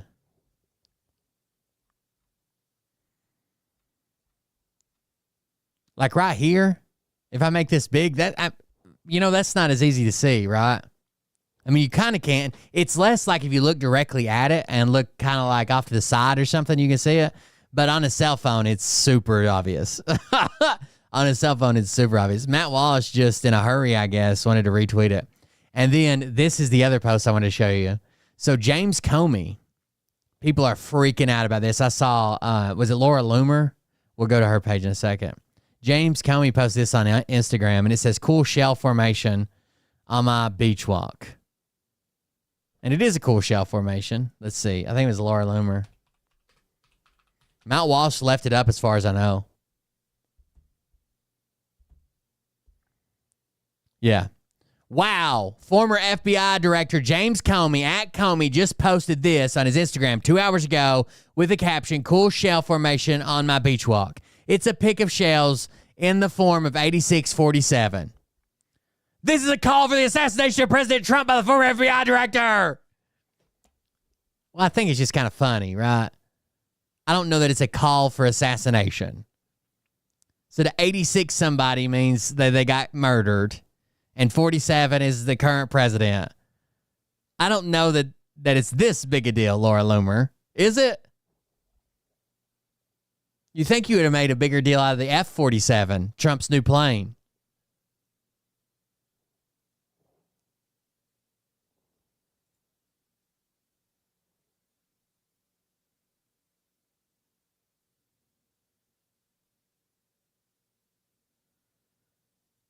And then Comey ended up deleting it because it got so much backlash. But here she had it recorded, screen recording of it. There it is, 8647 on at Comey. And he is at the beach.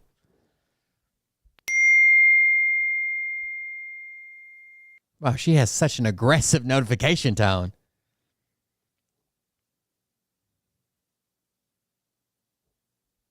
So there you go. It is real. I wish you'd have left it up because it's not that big a fucking deal. But Laura Loomer thinks it is. God damn, dude. She's like all into it and shit. 8647. Yeah, I don't think it's that. I just don't think it's that big a deal. What is this? Share. Copy link. This is Katie Couric. What's she got to say? Hey friends, I haven't come to you from my closet for a long time, and I just wanted to explain the strange story about the 59 white South Africans who came to the country after the Trump administration signed an executive order in February establishing status for Afrikaners, the white ethnic minority in South Africa, after continuing to deny refugees from countries experiencing war and famine like Afghanistan and Sudan. So I wanted to tell you in response, the Episcopal Church said it would terminate its partnership with the government to resettle refugees, citing moral opposition to resettling white Afrikaners.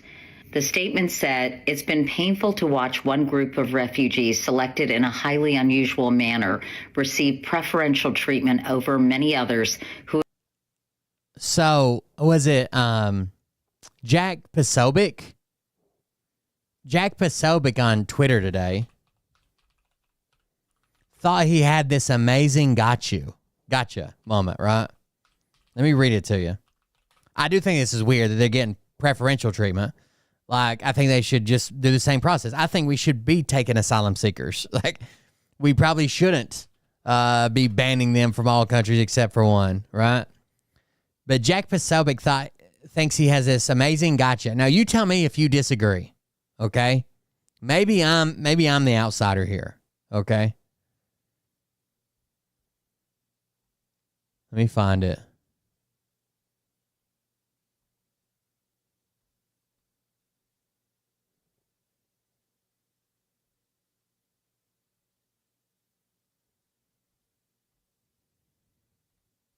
God damn, he posts too much, doesn't he?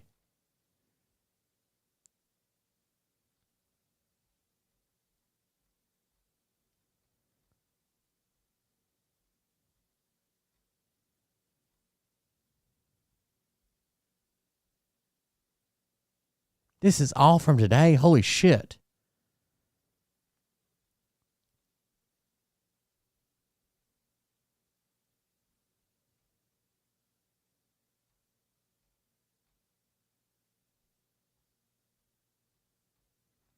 I hope it was him because I've done scrolled through a bunch of shit.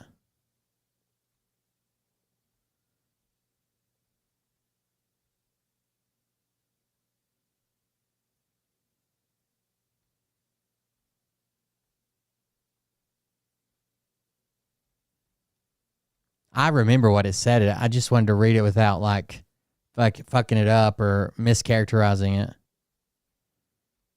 I even responded to it. It's just not in my notifications. Hell, maybe he deleted it because it was so fucking stupid. Here it is.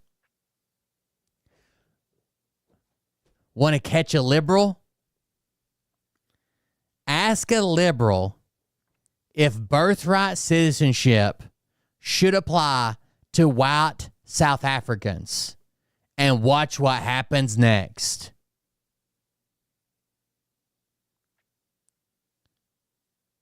Is there anybody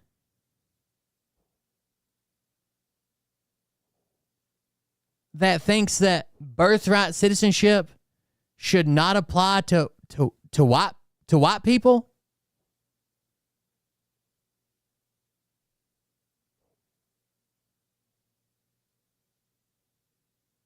Like, does he think you're going to ask a liberal and they're going to be like, oh, not whitey. Birthright citizenship for brown people.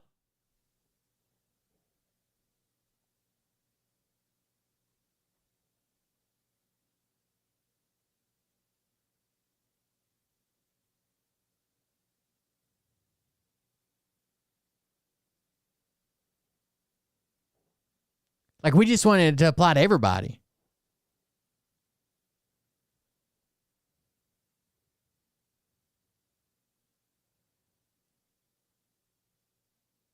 I don't know what kind of gotcha he thinks he has, but it's wild to me that he thought this is a good thing to post. The statement said, it's been painful to watch one group of refugees selected in a highly unusual manner receive preferential treatment over many others who have been waiting in refugee camps or dangerous conditions for years. The Most Reverend Sean Rowe, presiding bishop of the Episcopal Church, wrote. Maybe they think so hardly it shouldn't apply to brown immigrants that they're like, well, they've got to believe the opposite that we do. What's the opposite of brown? The process, of course, of becoming a refugee in the U.S. usually takes months to years, but this group was fast-tracked because, according to President Trump, quote, white farmers are being brutally killed and the land is being confiscated in South Africa. Now, that is a claim that has been discredited by police data. Afrikaners are the descendants of European colonizers who came to South Africa 4 centuries ago and later established the system of apartheid, and that was back in 1948. So why did Trump do this? Well, it was in response to a law signed by the South African president seeking to address land ownership disparities in the country. During apartheid, white South Africans were allowed to seize land and resources from black South Africans, making the majority of the country's commercial farmland white-owned. And in fact, while white South Africans account for approximately 7% of the population, they still own 70% of the farmland in South Africa. I think it's important to note 7% of the population owns 70% of the commercial farmland. That allies of President Trump, including his advisor Elon Musk, who is South African and whose family benefited from apartheid, as well as Deputy Chief of Staff Stephen Miller, have been vocal about what they say is the persecution of white farmers in South Africa. There's something new every day, isn't there, kids? There you go. Wild, dude. Even the churches are like, this kind of weird. Understand you correctly to tell Justice Kagan that the government wanted to reserve its right to maybe not follow a Second Circuit precedent, say, in New York, because you might disagree with the opinion? Our general practice is to respect those precedents, but there are circumstances when it is not a category. This is from the birthright argument, Amy Coney Barrett versus the John Sawyer, the solicitor. And that is not this administration's practice or the longstanding practice of the federal government. And I'm not talking about in the Fourth Circuit, are you going to respect a Second Circuit? I'm talking about within the Second Circuit. And can you say, is that this administration's practice or a longstanding one? As I understand it, longstanding policy of the Department of Justice. Yes, that we generally, as it was phrased to me, generally respect circuit precedent, but not necessarily in every case. And some examples might be a situation where we're litigating to try and get that circuit precedent overruled and so forth. Well, okay, so I'm not talking about a situation in which, the Second Circuit has a case from 1955 and you think it's time for it to be challenged. That's not what I'm talking about. I'm talking about in this kind of situation. I'm talking about this week, the Second Circuit holds that the executive order is unconstitutional, and then what do you do the next day or the next week? Generally, we follow those. So you're still saying generally? Yes. And you still think that it's generally the policy, long-standing policy of the federal government to take that approach? That is my understanding. Okay, but it sounds to me like you accept a Cooper versus Aaron kind of situation for the Supreme Court, but not for, say, the Second Circuit. Like where you would respect the opinions and the judgments of the Supreme Court, and you're saying you would respect the judgment, but not necessarily the opinion of a lower court. And again, I think in the vast majority of instances, our practice has been to respect the opinion as well, in the circuits as well, but my understanding is that has not been a categorical practice in the way respect for the precedents and the judgments of the Supreme Court has been. So you're not hedging at all with respect to the precedent of this court? That is correct. I believe the quotation from our application directly addresses that, and we stand by that completely. Okay. Damn. I don't know how they can still be arguing this. The injunction thing is wild. The birthright citizenship is fucking wild. Oh, you guys just got it wrong for 127 years. Trump's the one who finally figured this out, or whoever fed him the line. There's a clip I was trying to find from Fox News that was actually really good, if I can find it. Or really dumb, to be honest with you. But damn it.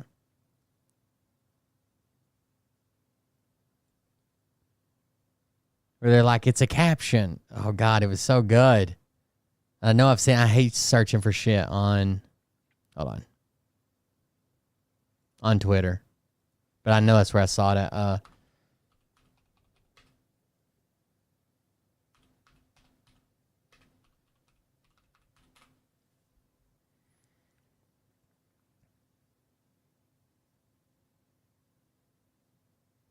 It was Fox News trying to defend that clip of Kristi Noem being questioned about the Abrego Garcia tattoo.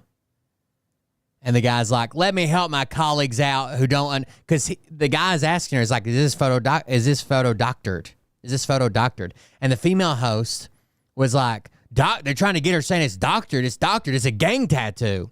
And then the black guy that's on Fox News is like, let me help my colleagues out who don't understand what this is. That's called a caption on a photo. A caption. And I'm thinking, you fucking retard. We know what it is. Trump doesn't know what it is. Trump's the one who doesn't know what it is. Not us. We know what it is. We know it was added. Trump's the one that's confused. There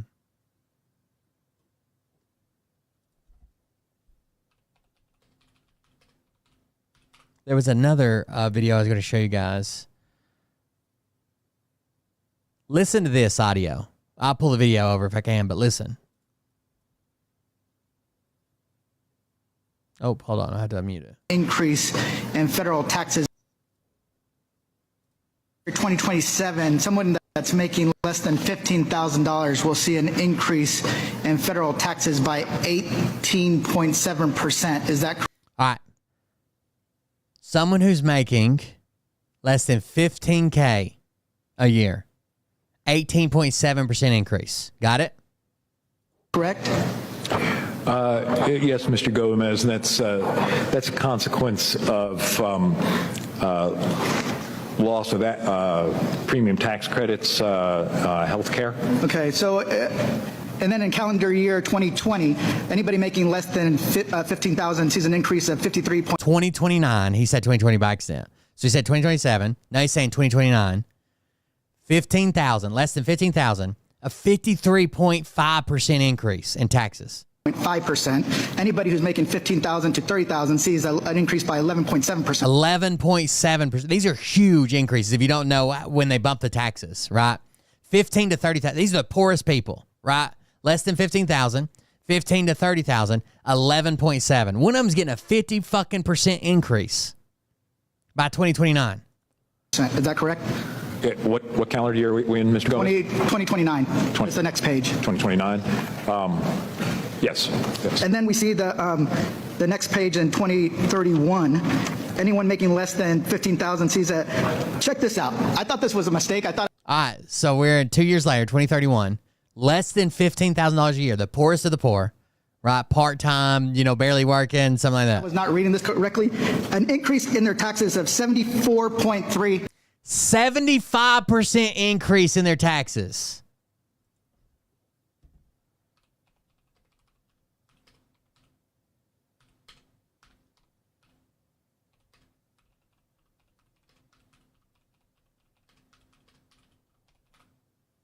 If you're making less than 15K, which is, I admit, hard to do, right? That's the lowest wage earners. You're going to get a 75% increase in your taxes between now and 2031.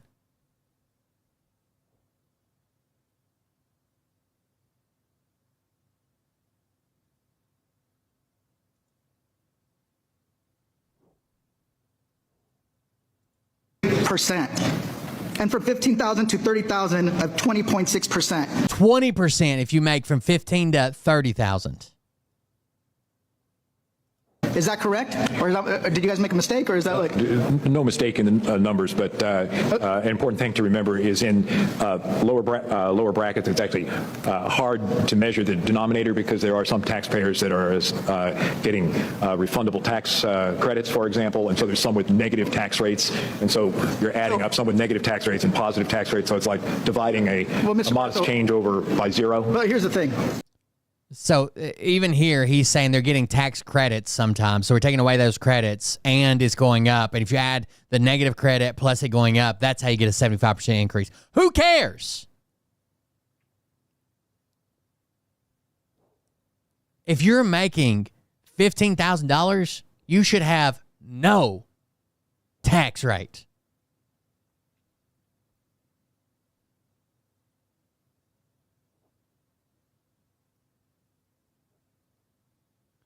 It's $15,000 for the whole goddamn year. You certainly shouldn't have a 75% increase in your taxes. This is what your own tax brackets suggest. And one of the things that we have my Republican colleagues over here saying, hey, we're not doing tax on tips, which we know that's the lowest bracket, by the way. Actually pretty limited. Oh, we're not going to do X, Y, and Z, but we're screwing over people who are making less than $30,000 a year. And what I actually find offensive is because my parents never made more than $38,000 a year in their entire lifetime after working. This will really affect. The first time a tax bracket like this affected me was when I was still in high school and working, right? I think the first year I ever had to file taxes, I made like $8,000 or some shit. But that would have been, I would have had a 75% increase in my fucking taxes. Are you shitting me? 4 to 6 jobs a week to make ends meet. 2027, someone that's making less than 15,000. And they thought it was a typo. They thought it was a misprint. If you're making less than $15,000, which again, it's hard to do if you got a full-time job. Okay? But $15,000, which is our lowest bracket, by the year 2031, you will have a 75% increase in your taxes. If you're making between $15,000 and $30,000 by the year 2031, you will have a 30% increase in your taxes. $30,000 is probably easier. $15,000 to $30,000 is probably easier ballpark for someone working like part-time trying to make ends meet at a fucking restaurant or, something like that.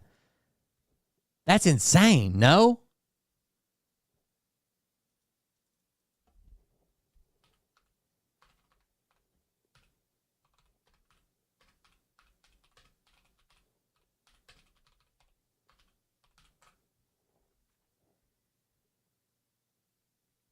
To be fair, I estimated this wrong. These are people working all year long.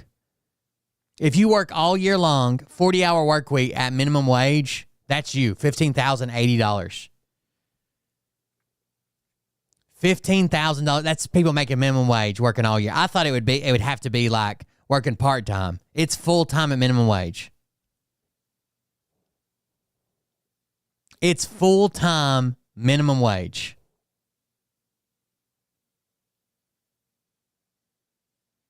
So everybody working a minimum wage job, full time, it's about $15,000 a year. Your tax rate is going to go up 75%. So kids getting their first job or working like 75%.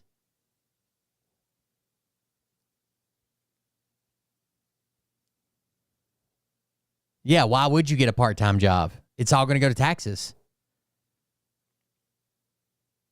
Even if they pay you $15 an hour, if you're part-time, $15 an hour, all you have to do is work an average of 20 hours a week, same tax bracket. That is crazy, dude.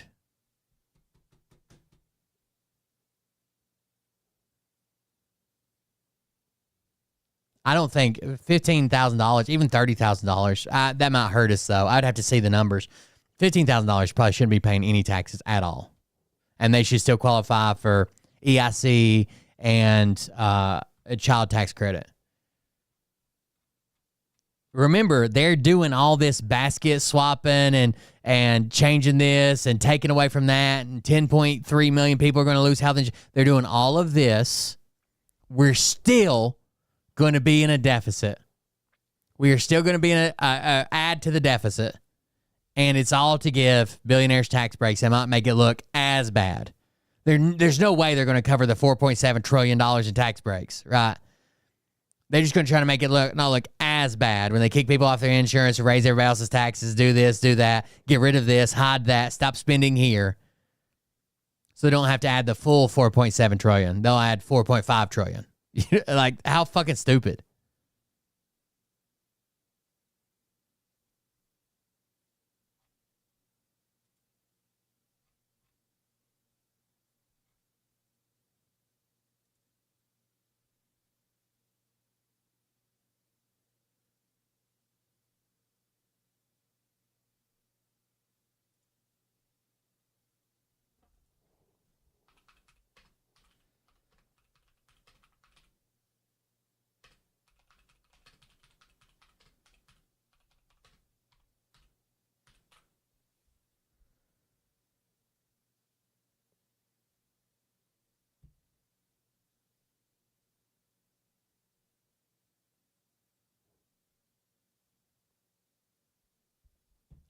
It's progressive.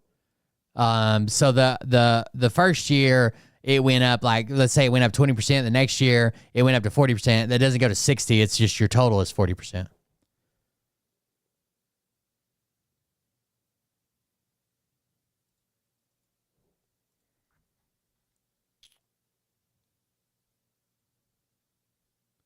Moves through, pointed out, $4,000.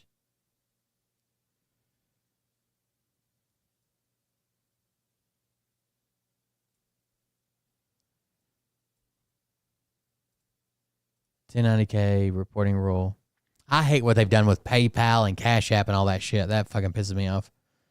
This they've lowered it down to $600. If you receive more than $600, you got to report it. You got to get $10.99K.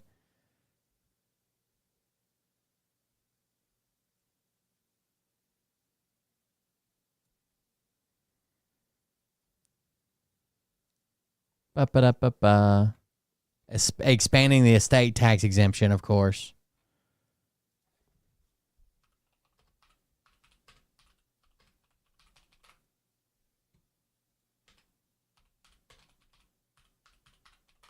I would like to see I'm looking for a chart of it.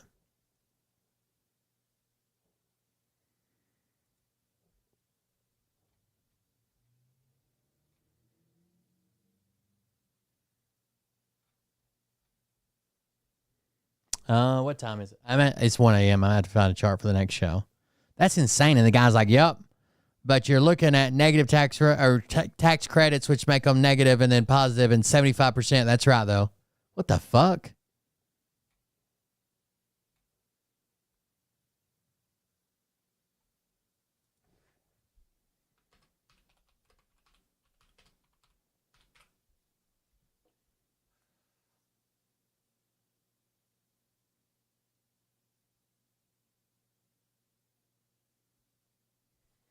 Yeah, we might be finding it on the next one. All right, guys. Thank you all for joining us. Thank you for being here. You want to support the show? Remind me we'll talk about taxes. I'll find a chart between now and then. It's already 1 a.m. here. Thank you guys for joining us. Thank you for being here. Support the show. You can do that at Cobra.fund or whatever. Yeah, thank you guys for joining us. Thank you for being here. I appreciate it. And we'll talk to everybody on the next one. Have a good night. Love you. See you. Bye.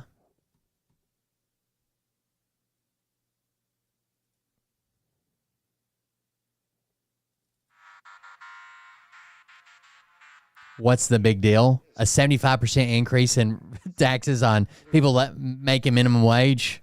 That's a big deal. Call out the people on this planet. A 30% increase on people making less than $30,000? It's a big deal. To me, it is. You don't have to fork and Especially when we're giving tax breaks to billionaires.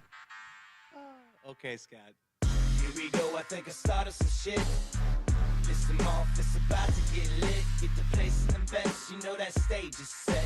You better buckle up, cause you ain't seen none yet. Here we go, I think I started some shit. Listen off, it's about to get lit. Get the place in the best, you know that stage is set. You better buckle up, cause you ain't seen none yet. And they say that I'm a lunatic. Well, listen, bitch, I came equipped with a quick wit and a 6th sense for the stupid shit. Where my true believer? Y'all need Jesus. Praise the Lord, head to the extreme. All these false fucking prophets who profit off of gossip. Worshipping drums, cocking, begging for a throat deposit. Swinging fucking meat hammers like fool in a thong. He's strapped to the shaft. Nobody's tax rate is 0. Starving for attention, I'ma make your gut burst. I'll be your huckleberry, I can quench that thirst. Baby eating lizard people, alien sex. What's next? Trump and In fact, the effective tax rate currently of that group of people is -13. he did, he get fucking superpowers. Here we go, I think I started some shit. Piss him off, Once they apply for their credits, on average. you know that stage is set. You better buckle up, cause you ain't seen none yet. Here we go, I think I started some shit. Piss him off, it's about to get lit. Get the place in the best, you know that stage is set. You better buckle up, cause you ain't seen none yet. I used to find clues too when I was high on shrooms. I found myself a tunnel that led to Jason Q's bedroom. Open his closet, I found some of his meat rockets. I strapped it to my shoes and then I flew through the roof. I found myself in orbit strapped to an F-16. High on amphetamine with Trump in between. Put on a light coat of baby oil and saluted the troops. He tapped me on the shoulder and said, "This is gonna be it." Wait. Stop. What? I'll get my files. Wait, what are you doing? Stop. Fucking stop. Dude, come on. Seriously. This mom's an alcoholic. Oh, give me oh my God. Damn it. Here we go, I think I started some shit. Piss him off, it's about to get lit. Get the place in the best, you know that stage is set. You better buckle up, cause you ain't seen none yet. Here we go, I think I started some shit. Piss him off, it's about to get lit. Get the place in the best, you know that stage is set. You better buckle up, cause you ain't seen none yet. Round 3. Down goes Nino. Please say it isn't so. Got him backed up on the ropes, trying to ram it down his throat. Now things are getting rocking. He was doing so well. It's all over. Hands on his shoulders. They ringing his bell. You got frog news. Oh, who said over? They be working copy on Cox that came first. 9th inning, 2nd string, and they acting like they know hitters. Assholes throwing bullshit, sending runs to the shitter. All this nonsense on my conscience. It's hard to sleep at night. Who the fuck is in my window with this time of the night? These parasites, these leeches, with all their secret meetings, teaching all you fucking cretins about baby-eating heathens. Believing in reasons with no meaning is bullshit. Will Bird motherfuckers out here busting the grifts. Here we go, I think I started some shit. Piss him off, it's about to get lit. Get the place in the best, you know that stage is set. You better buckle up, cause you ain't seen none yet. Here we go, I think I started some shit. Piss him off, it's about to get lit. Get the place in the best, you know that stage is set. You better buckle up. Have a good night, guys. Ain't seen none yet. You don't have those guts because you're a pussy. You're a pussy